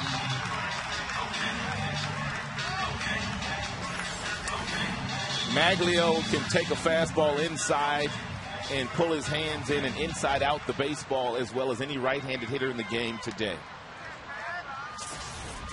And Maglio kind of learned that swing from Edgar Martinez, the great designated hitter of the Seattle Mariners.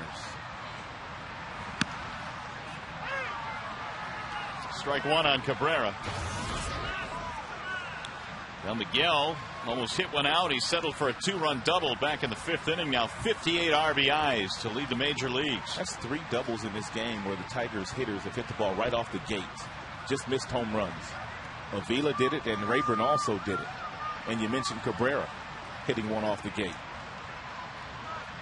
13 hits for Detroit.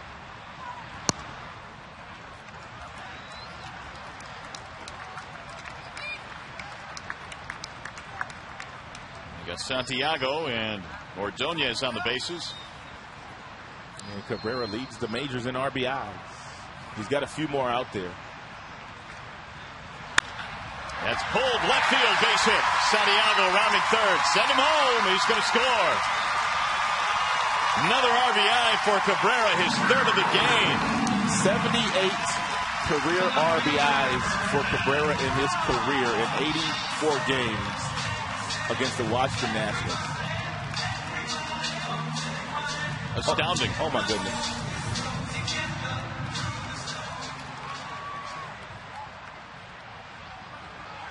So the Tigers now have 14 hits. That ball was hit hard as well by Cabrera. Not a whole lot of cheapies today. 59 driven in. Bosch sends one back out of play. Ironically, yesterday before the game, I was asking Brennan, who hit a 400-foot home run earlier on the homestand, what the longest homer that he had ever hit was. And he said, I have no idea. We didn't really keep distances in the minor leagues or in college at Cal. And then he goes out and hits one 422 last night. Well, he had that aluminum bat in college. Right. Which I figured he might have hit one 500 feet with the aluminum bat. No question. No question about that. But he had no official distances. But I assume last night's homer has to be top 5 in his career. That one in Minnesota was special. Yeah, that's true. The 1-1. The most impressive home run that he hit for me this year was the one where he struck out 3 times in Chicago last week against Gavin Floyd. And then Thornton comes in, a left-hander, breathing fire, throwing 97 miles an hour. And he hit one straight away center field on a day where everybody else that was swinging, the balls were getting knocked down. Yeah, not his. That was the most impressive home run of the year for me as far as Bosch is concerned. He'll ground out to end the inning, but the Tigers tack on 2 more as we go to the 7th. 7-1.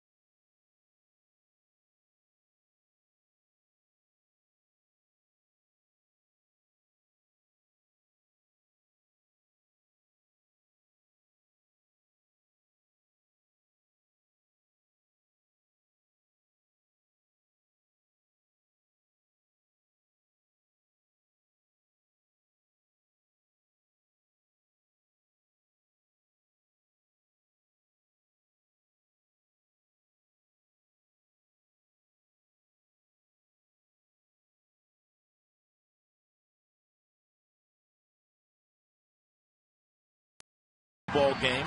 That was the first inning, making a catch and running into the wall. And then you've got Bosch also running back and making a very nice play early in this game. And then he made a shoestring grab right off the carpet last half inning. So a very nice job defensively today for the Tigers. And really as a team in their last 6 games, they've only committed 1 miscue. That's doing a whole lot more on defense. How about Adam Dunn showing bunt? 1-0. Dunn and then Willingham and then Morse. A couple of fly balls off the bat of Dunn today. Checked his swing. They want the appeal. Did not go. Danny Wirth stays in the game. He'll play second base. Replacing Rayburn. 14 Detroit hits this afternoon. And they lead 7-1 in search of a sweep.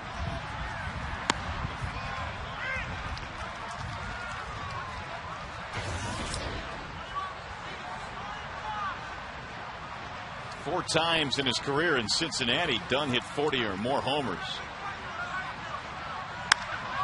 Another high, towering fly ball. This one deep to right center field.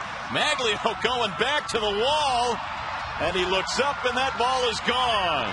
He finally got one out on his 3rd try. He's so strong. Adam Dunn has now homered in 6 of his last 9 games. So strong.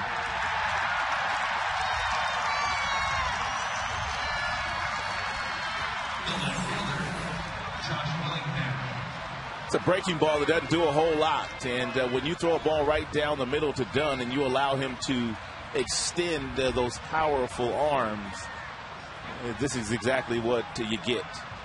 He's done a bunch of that in his career.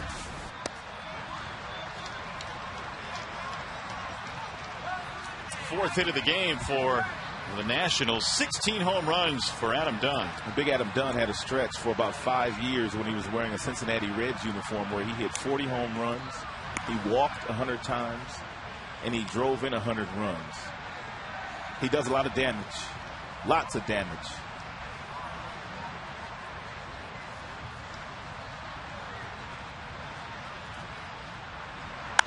Right back up the middle. It gets by Bonderman. Worth going to have to show up that strong throwing arm, and he does. One away. Back to the studio we go. We check in with Mickey York for a game break. Mickey. The right fielder, Michael Morris.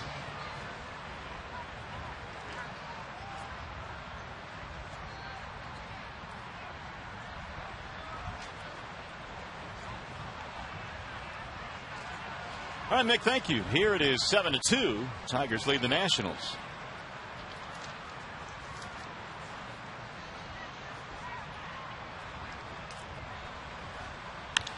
Line drive to left. There's a base hit.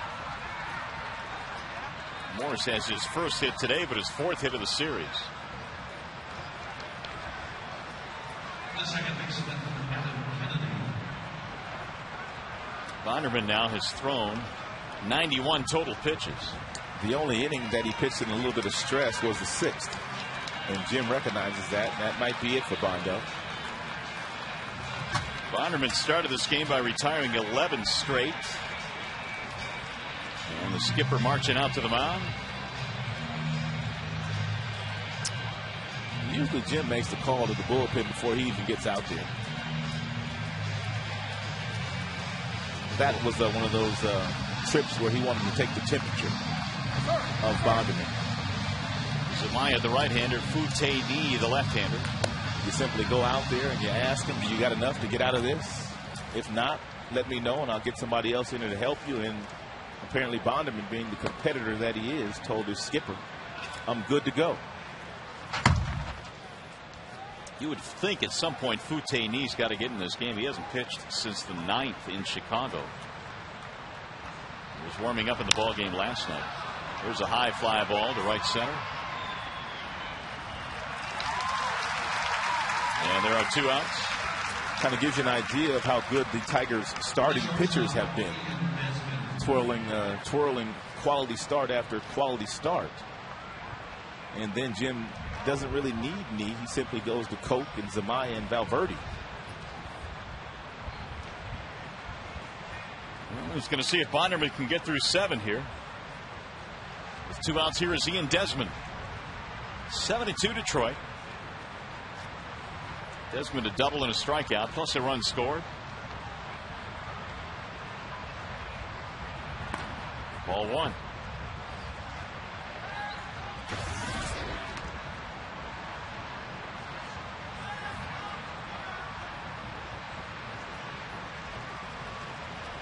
Desmond rated the Nationals #4 prospect in their chain.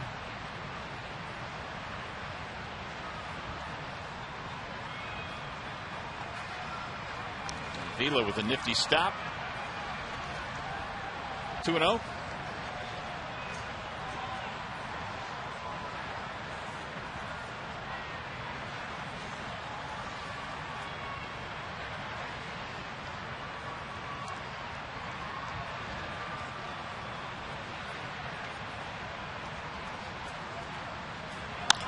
Bouncing ball left side. Easy play for Inge. They go to second for the force. Inning over. They get a run on the home run by Dunn. Stretch time here at Comerica.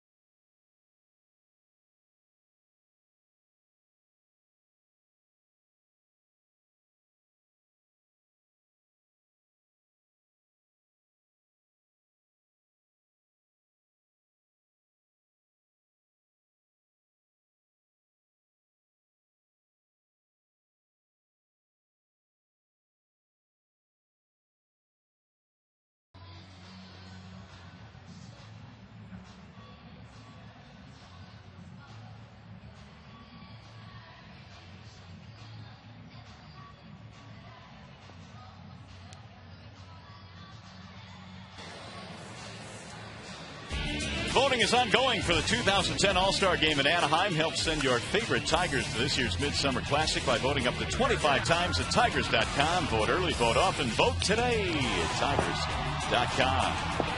All-Star Game at the Big A in Anaheim. Tigers have a lead here as we go to the bottom of the 7th. They will face a new pitcher now for Washington. It's Sean Burnett.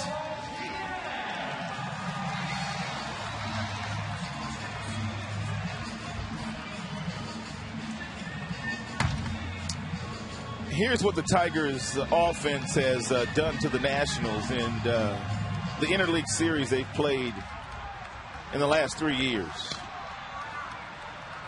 41 hits in 07, 33 hits so far in this series, and obviously they were swept in 07.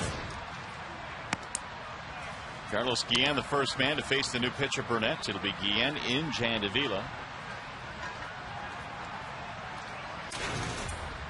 Carlos 2 more hits today, and so now his hitting streak has extended to 9 consecutive ball games. Let's roll to Desmond at short. 1 gone to the Tigers' 7th inning. Bring up Brandon Inge. Sean Burnett is striking out 9 batters per 9 innings.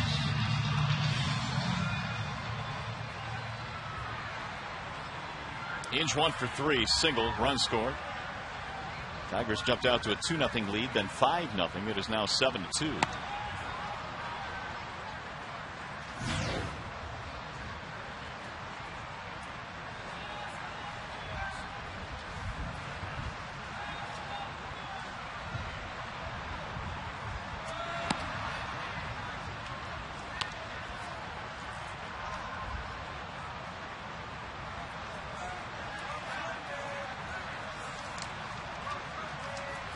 One ball, 1 strike. Grounded to third. Zimmerman can't make the play. Looked like he fielded the ball, but couldn't make the exchange. 1 out base runner. He's got good range at that position. And he's moving his feet and he gets there in time, so I agree with you, but he just mishandled it.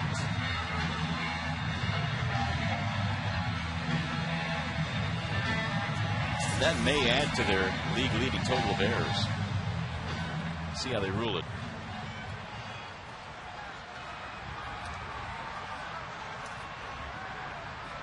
Here's Avila. Base hit. A single for Inge. That'll be his 2nd hit. Avila fouls it off. So that gives the Tigers now 15 hits this afternoon. Which is getting awfully close to their season high of 18 against the Indians back in April.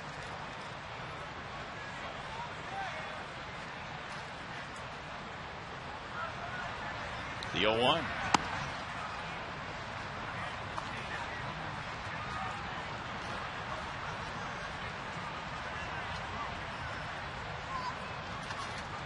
Avila's 2-run double in the 2nd inning got the Tigers offense rolling today. Bouncing ball, and that's going to get through. Base hit. 2nd hit today for Alex. It's like Comerica game summary looking like here this afternoon. Well, here you go. The Tigers up 7-2. Guillen extending his hitting streak to 9. Tigers on the homestand. 36 runs on 67 hits. And Bonderman was really good today with 7 strikeouts.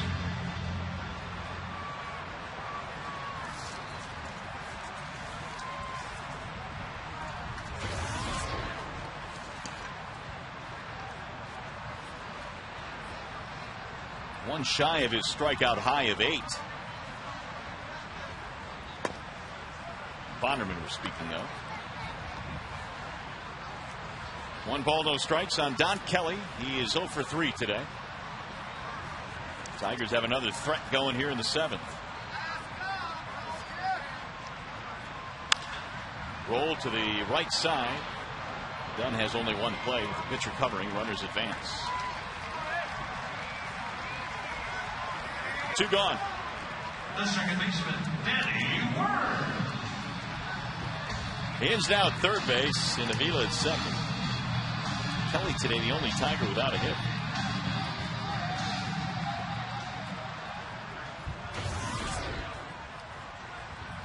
First at bat for Danny Wirth. He took over as a pinch runner for Ryan Rayburn back in the 6th.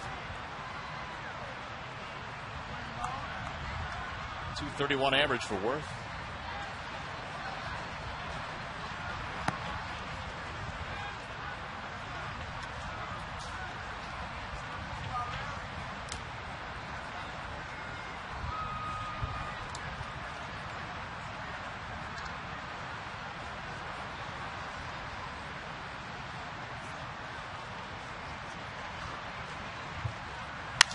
Shattered bat. Easy play for Kennedy. And that is that for Detroit. 7 in the books as we travel to the 8th. Tigers lead 7-2.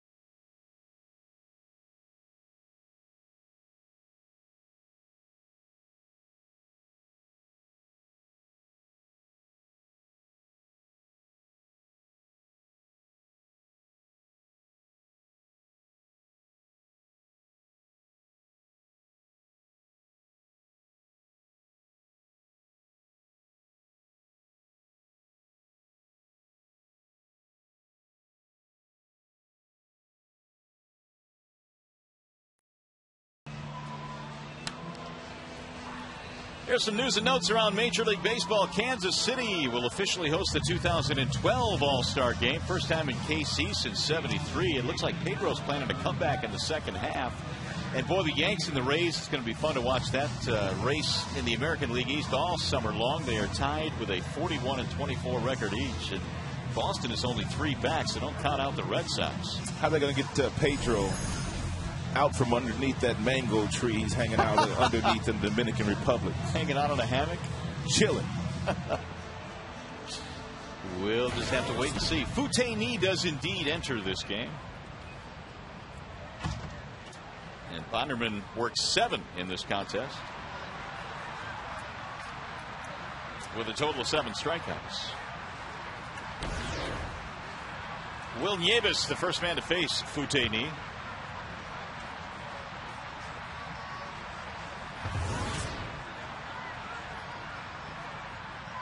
Nieves 0 for 2.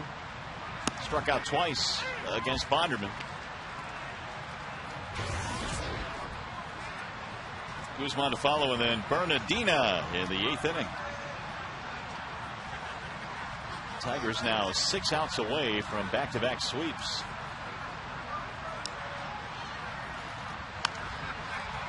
Fouled away 0-2. We mentioned that it's been a while since Futeni pitched. It was back in Chicago on the last road trip, the 9th of June to be exact.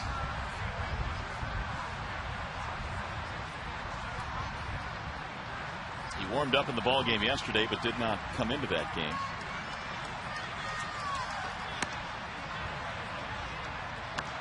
And if the Tigers go on to win this one, it would give Bonderman his 8th victory in interleague play. He would move to 8-7.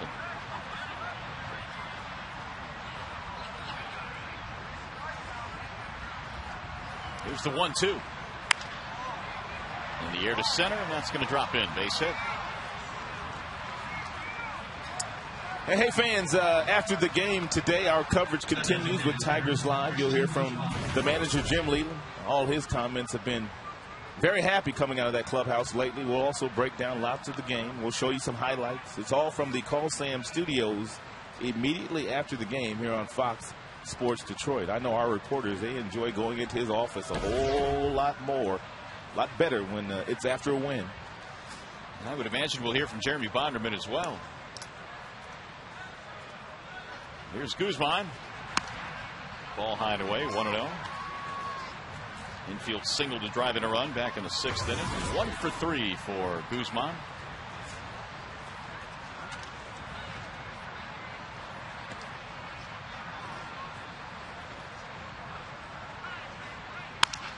Another shattered bat, little pop-up that's going to drop. Base hit. Move the runner to third. Nieves gets in there standing up, and now Washington putting some together here with back-to-back singles.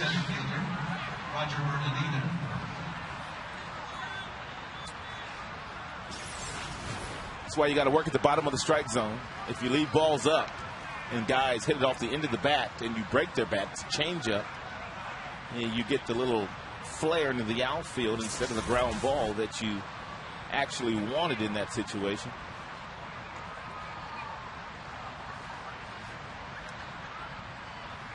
Bernardina is 0 for 3. Zumaya is still throwing in the Detroit bullpen if he's needed. Strike one on Bernardina. They got some big right-handers coming up. Zimmerman, then you got Big Adam Dunn, and then you've got Willingham. So we might see Zumaya.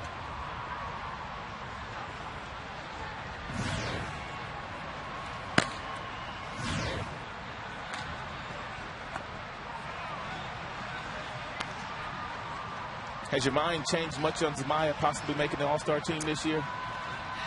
Or you still think it's tough because he's not a closer? Yeah, I don't think it's ever changed. I don't think he'll make it. You know, I think certainly we have pushed for it, but I just don't see it happening. I see all those closers getting those spots that don't go to starters. I mean, do you disagree with that? I think Zumaya makes the All-Star team. He's got the best fastball on the planet. I mean, literally. I mean, there's no one on this planet that throws harder than Zumaya, and why wouldn't we put something like that on display at our All-Star game? The only problem you run into, there's a pitch outside that just missed 2-2, is that you have to have everybody at least represented. True. And so that kind of limits what managers can do sometimes when they sculpt their pitching staff, and it's such a difficult job. And you have so many closers that have really good numbers. I don't know. I mean, there's no question he deserves it. And we've been pushing for it. Little tapper back to the mound. Oh, knee, undecided what to do, and they'll get the out at the plate. I don't think Avila was ready for that throw. But he made a nice play to reach back and get the out. Well, he had those happy feet, that's for sure. Once he got this ball, I'm not sure whether Worth or Santiago was there. We'll take a look. He's got it now. Neither guy's there. That's why he doesn't throw the ball to second base. He realized that. Then he said, you know what? I better turn and get at least one out here. So initially, Need did the right thing. But when he gets the ball in his glove, nobody is there. And I don't think he felt comfortable trying to lead either guy to the base. So Knee is coming out. There's a pitch and change. And Big Joel coming in. Is he an all-star?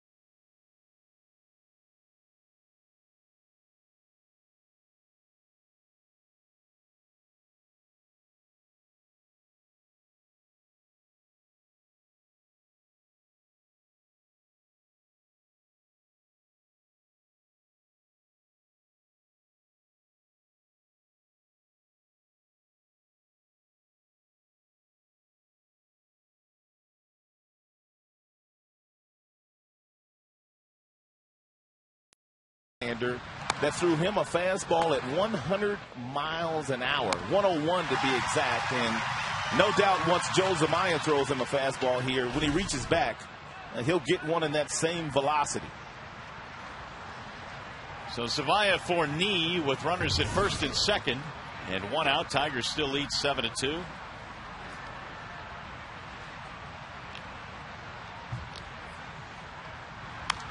Zimmerman had a rip at 100 miles an hour and fouled it back.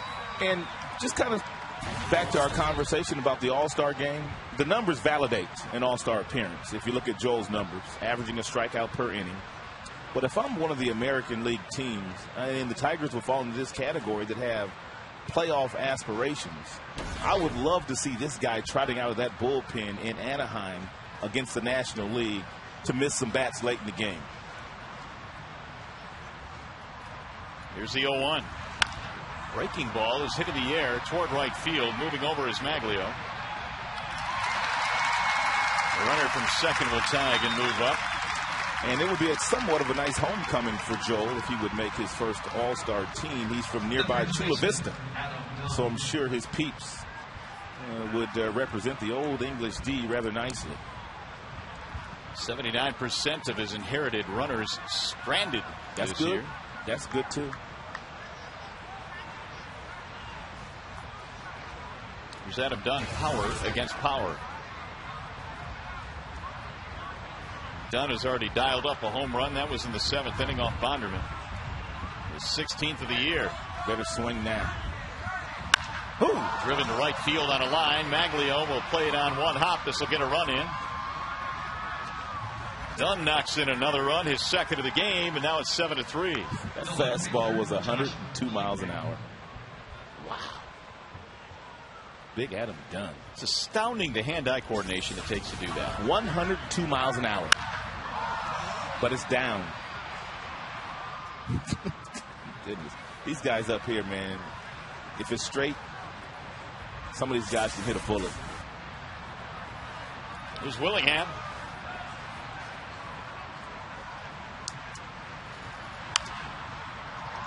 They're going up there taking the rips. Another 100-mile-an-hour fastball that Willingham fouls away. He's 0 for 3 today. Hits starting to pile up now for Washington as well. That is their 8th.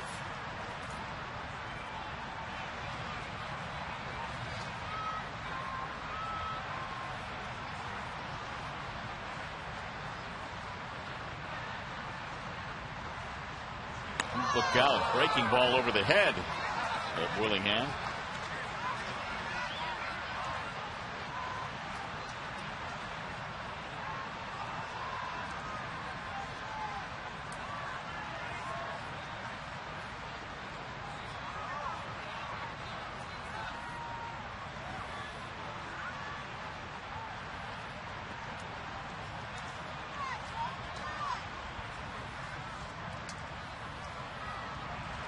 Another bender.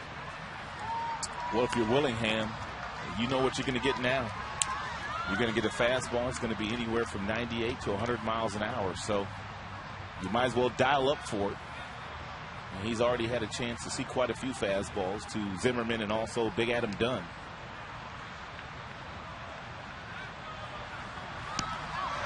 He's going to get away from the catcher, go to the backstop, and advance the runners.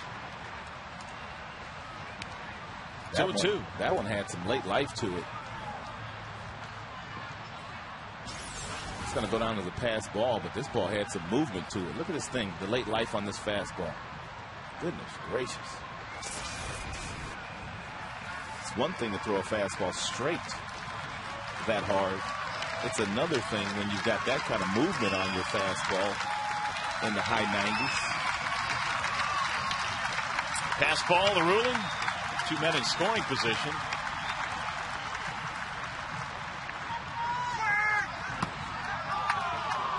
And the Nationals right now a base hit away from really making this one interesting. There are the pitch speeds in this at bat. It's back-to-back breaking balls of 79 and 80.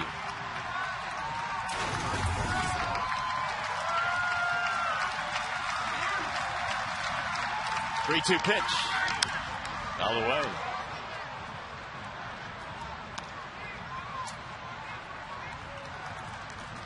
Well, you can make an argument that the Tigers probably have the best collection of power arms in the American League. When you're talking about Verlander, you're talking about Scherzer, you're talking about Zumaya and Valverde. All the baseball.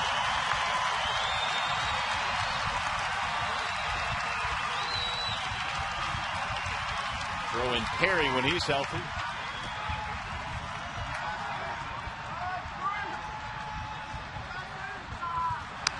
Fouled away again.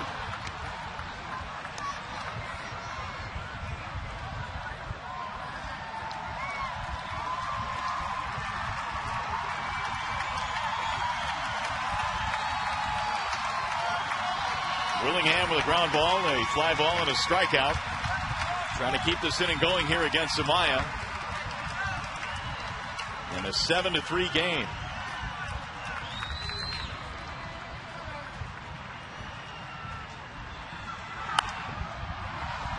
Fouled back out of play.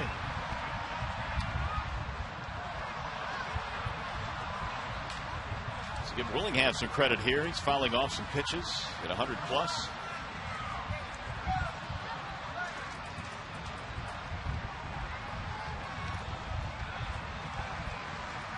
This will be the 9th pitch in this at bat. 3-2 on Josh Willingham.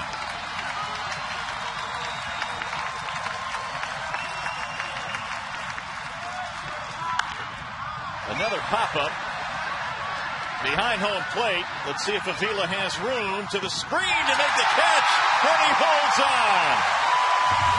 What a play by Avila. It sure was.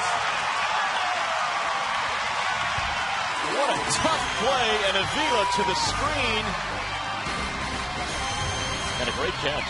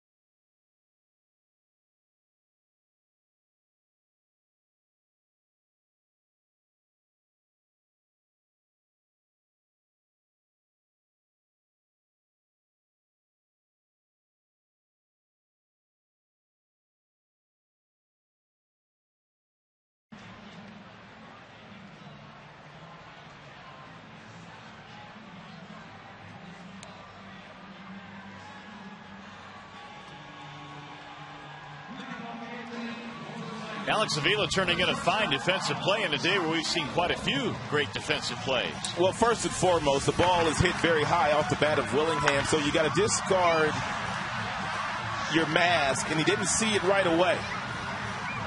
And just great concentration to stay with it and make the play. Up against that barrier, up against the screen, and he held on to it.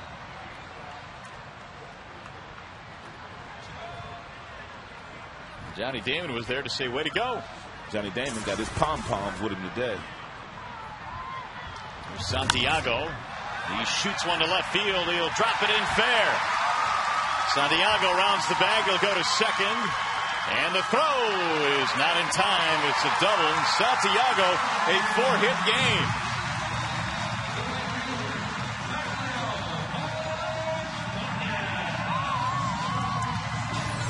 Good for Ramon not giving away any of his at-bats today. And he really had to get on his horse to get this double. Willingham got that ball in a hurry and made a strong throw to Kennedy, the second baseman. Santiago came into this game hitting .329 on the road with just a .131 at home. The 4 hits today will help.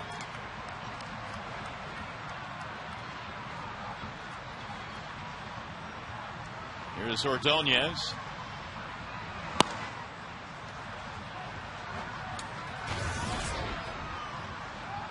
Maglio has chipped in with a couple of hits and a run scored.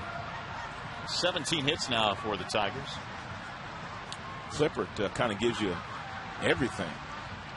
Elbows, herky-jerkiness, straight over the top. Looks like he could be real tough to pick up. Having a real good year out of their bullpen. Some deception there in his delivery.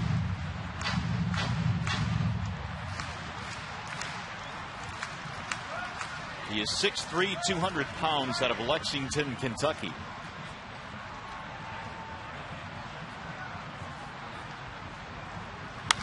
Back up the middle, into center, base hit.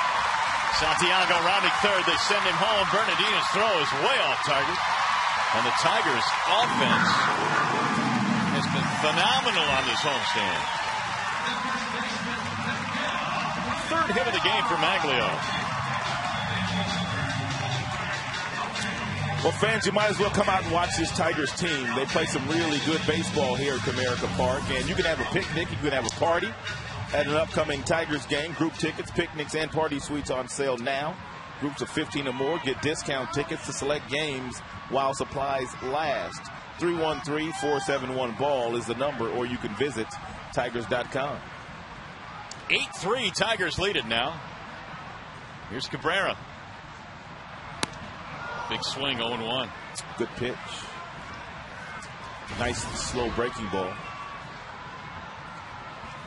But if that's the pitch you're trying to get him out with, I don't think so. Cabrera must have tweaked a hand or something there, or he wanted timeout. I don't know. Quick pitch, who knows? He's not happy about something. Bill Miller continues the conversation with him. May have said, I didn't hear you. It's been a 3 RBI day for Cabrera, 59 driven in.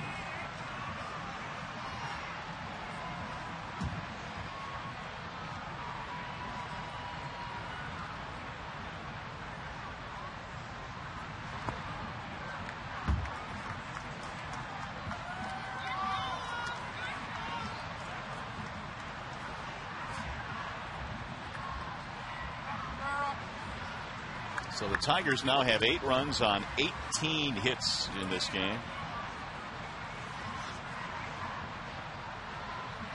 Tying their season high in hits. That's way high, 2-1. April the 11th at Cleveland. The other time this year the Tigers had 18 hits.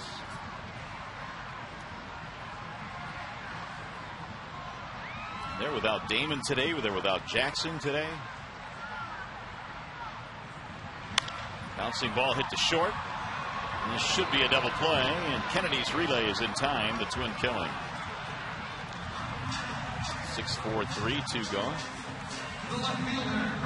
Even the skipper was getting in on the hitting before the game today. How about this?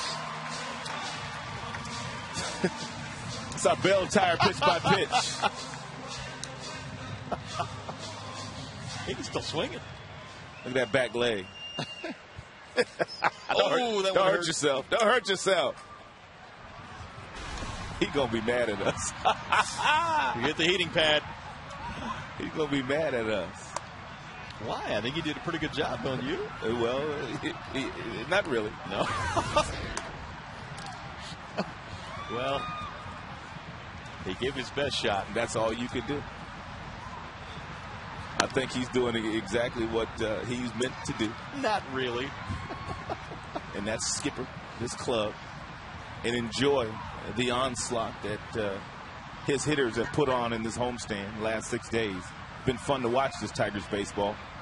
It all starts with pitching, though. Bosch hits one back up the middle on the backhand. Kennedy, tough play. Bosch has too much speed, and he beat it out, an infield hit.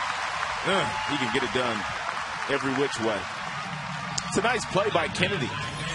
He gets over there, he surrounds it, he throws off the back foot, he gets something on the throw, but Bosch is got good speed. Look at him run. Big wild stallion.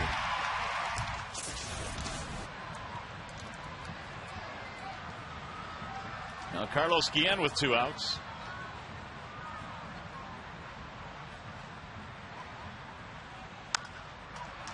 Lofted in the air. Foul ground and back out of play.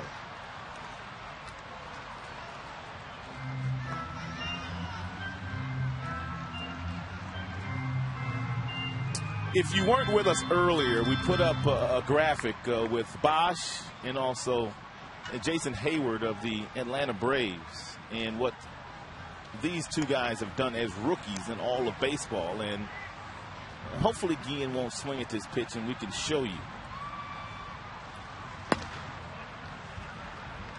Maybe not.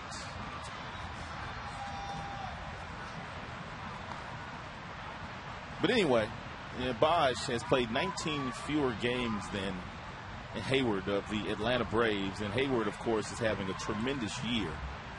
But Bosch's numbers ranked in several categories better than Hayward's. Extra base hits, slugging percentage, a lot of different categories. It's a nice comparison. Tigers 19 hits today is a season high.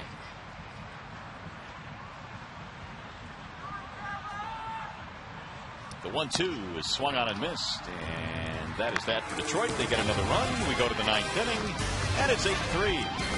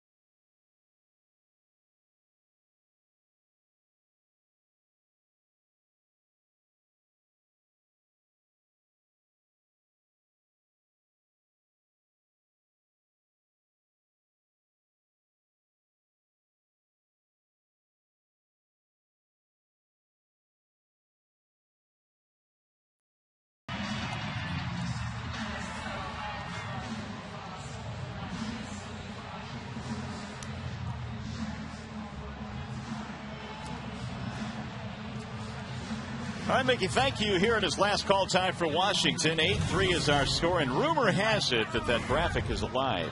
They dug it up. And there you have it, what we were talking about as far as Bosch is concerned, and Jason Hayward of the Atlanta Braves. Bosch had 19 fewer games. And these are obviously major league ranks for rookies. Tied with extra base hits, but look at the on-base percentages. And Bosch's slugging percentage is way up as well. Well, the Tigers 3 outs away from back-to-back sweeps of a National League ball club. It'll be Michael Morse to lead it off here in the 9th inning against a new pitcher, Eddie Bonine. Eddie's done really nice work this year. And for the Tigers in a variety of different roles. Sometimes he's in the game in the 4th. And the case today, he's in the game in the 9th. But the one thing that's a real constant with Eddie is he throws a lot of strikes. He's a strike thrower.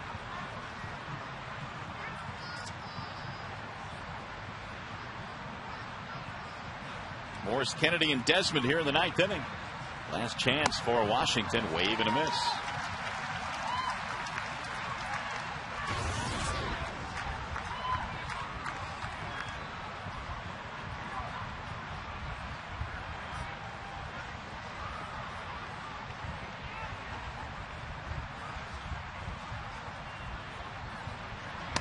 Way inside. 1 ball, 2 strikes.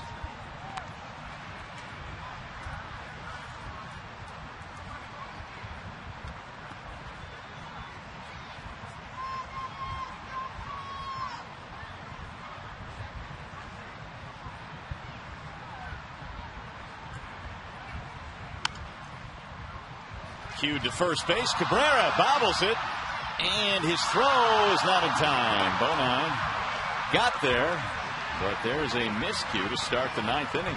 Now, who do they give the error to? The second baseman, Adam Kennedy. Because Cabrera mishandled it initially, but then he got it to Bonine in plenty enough time to get the out.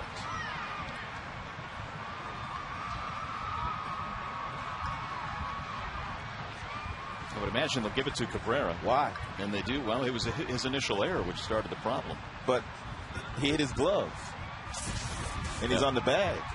It's an E3. It's a bad call. It's a bad call. Here is Kennedy, and there's a strike. Matter of fact, I wouldn't be surprised if they changed that.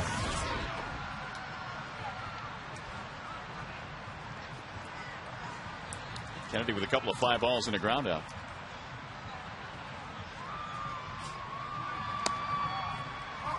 One ball and 1 strike. It's the first Tigers error of the game. The Nationals, who lead the majors, have committed 2 in this game. First Tigers error in 7 games. That's kind of stunning.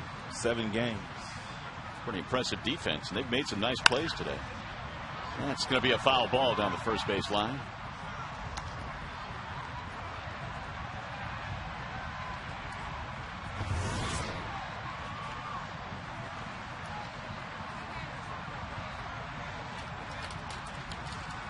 One and 2 on Adam Kennedy, the veteran. 7 years with the Angels, 3 years with the Cardinals. Played in Oakland last year.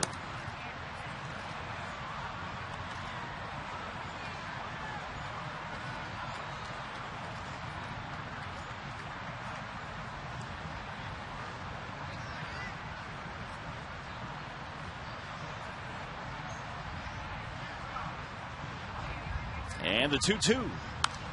Fouled away. Bonderman started this one. Was really good today. He gave way to Fute Ni, and then eventually Zamaya, now Bonine. Bondo struck out 7 in this one. In fact, if you total them all up in the series, Washington batters have fanned 31 times. Much of that courtesy of Scherzer and Verlander.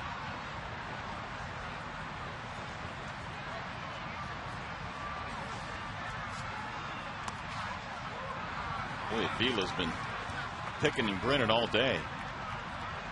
Scooped another one out of the dirt, 3-2. Been a good day for Alex. A couple of nice defensive plays. 2-run double.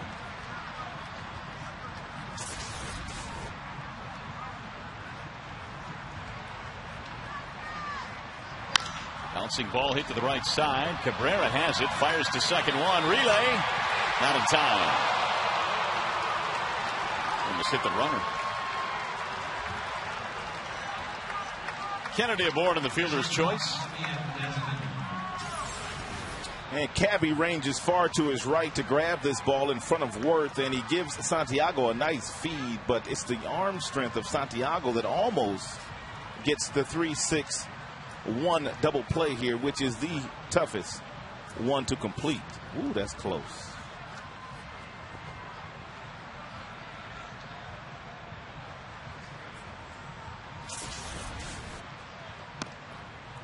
Strike called on Ian Desmond.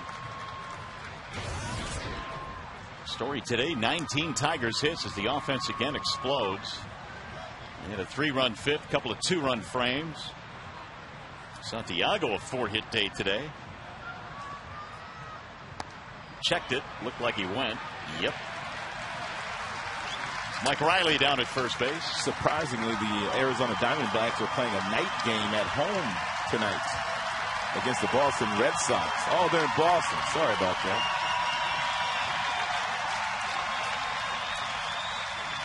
Here's the 0-2. Checked it again. This time on the appeal, Cornflake said he didn't go.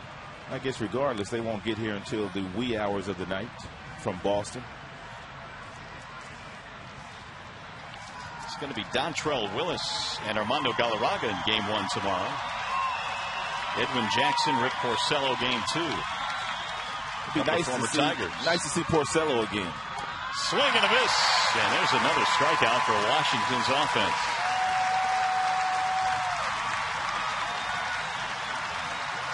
You can catch us tomorrow at 6:30 with Tigers Live, followed by the game at 7. It's always presented by Bell Tire. We'll be in HD as well.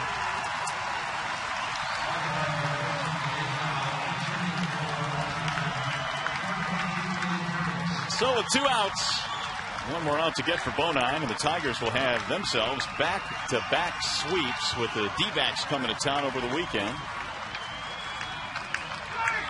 Bouncing ball hit to the right side. Danny Wirth scoots over there, and there's your Tigers victory. What an impressive homestand this has been for Detroit. 3 wins against Pittsburgh, 3 wins against Washington. And the Tigers continue to roll at home against National League teams. Impressive win.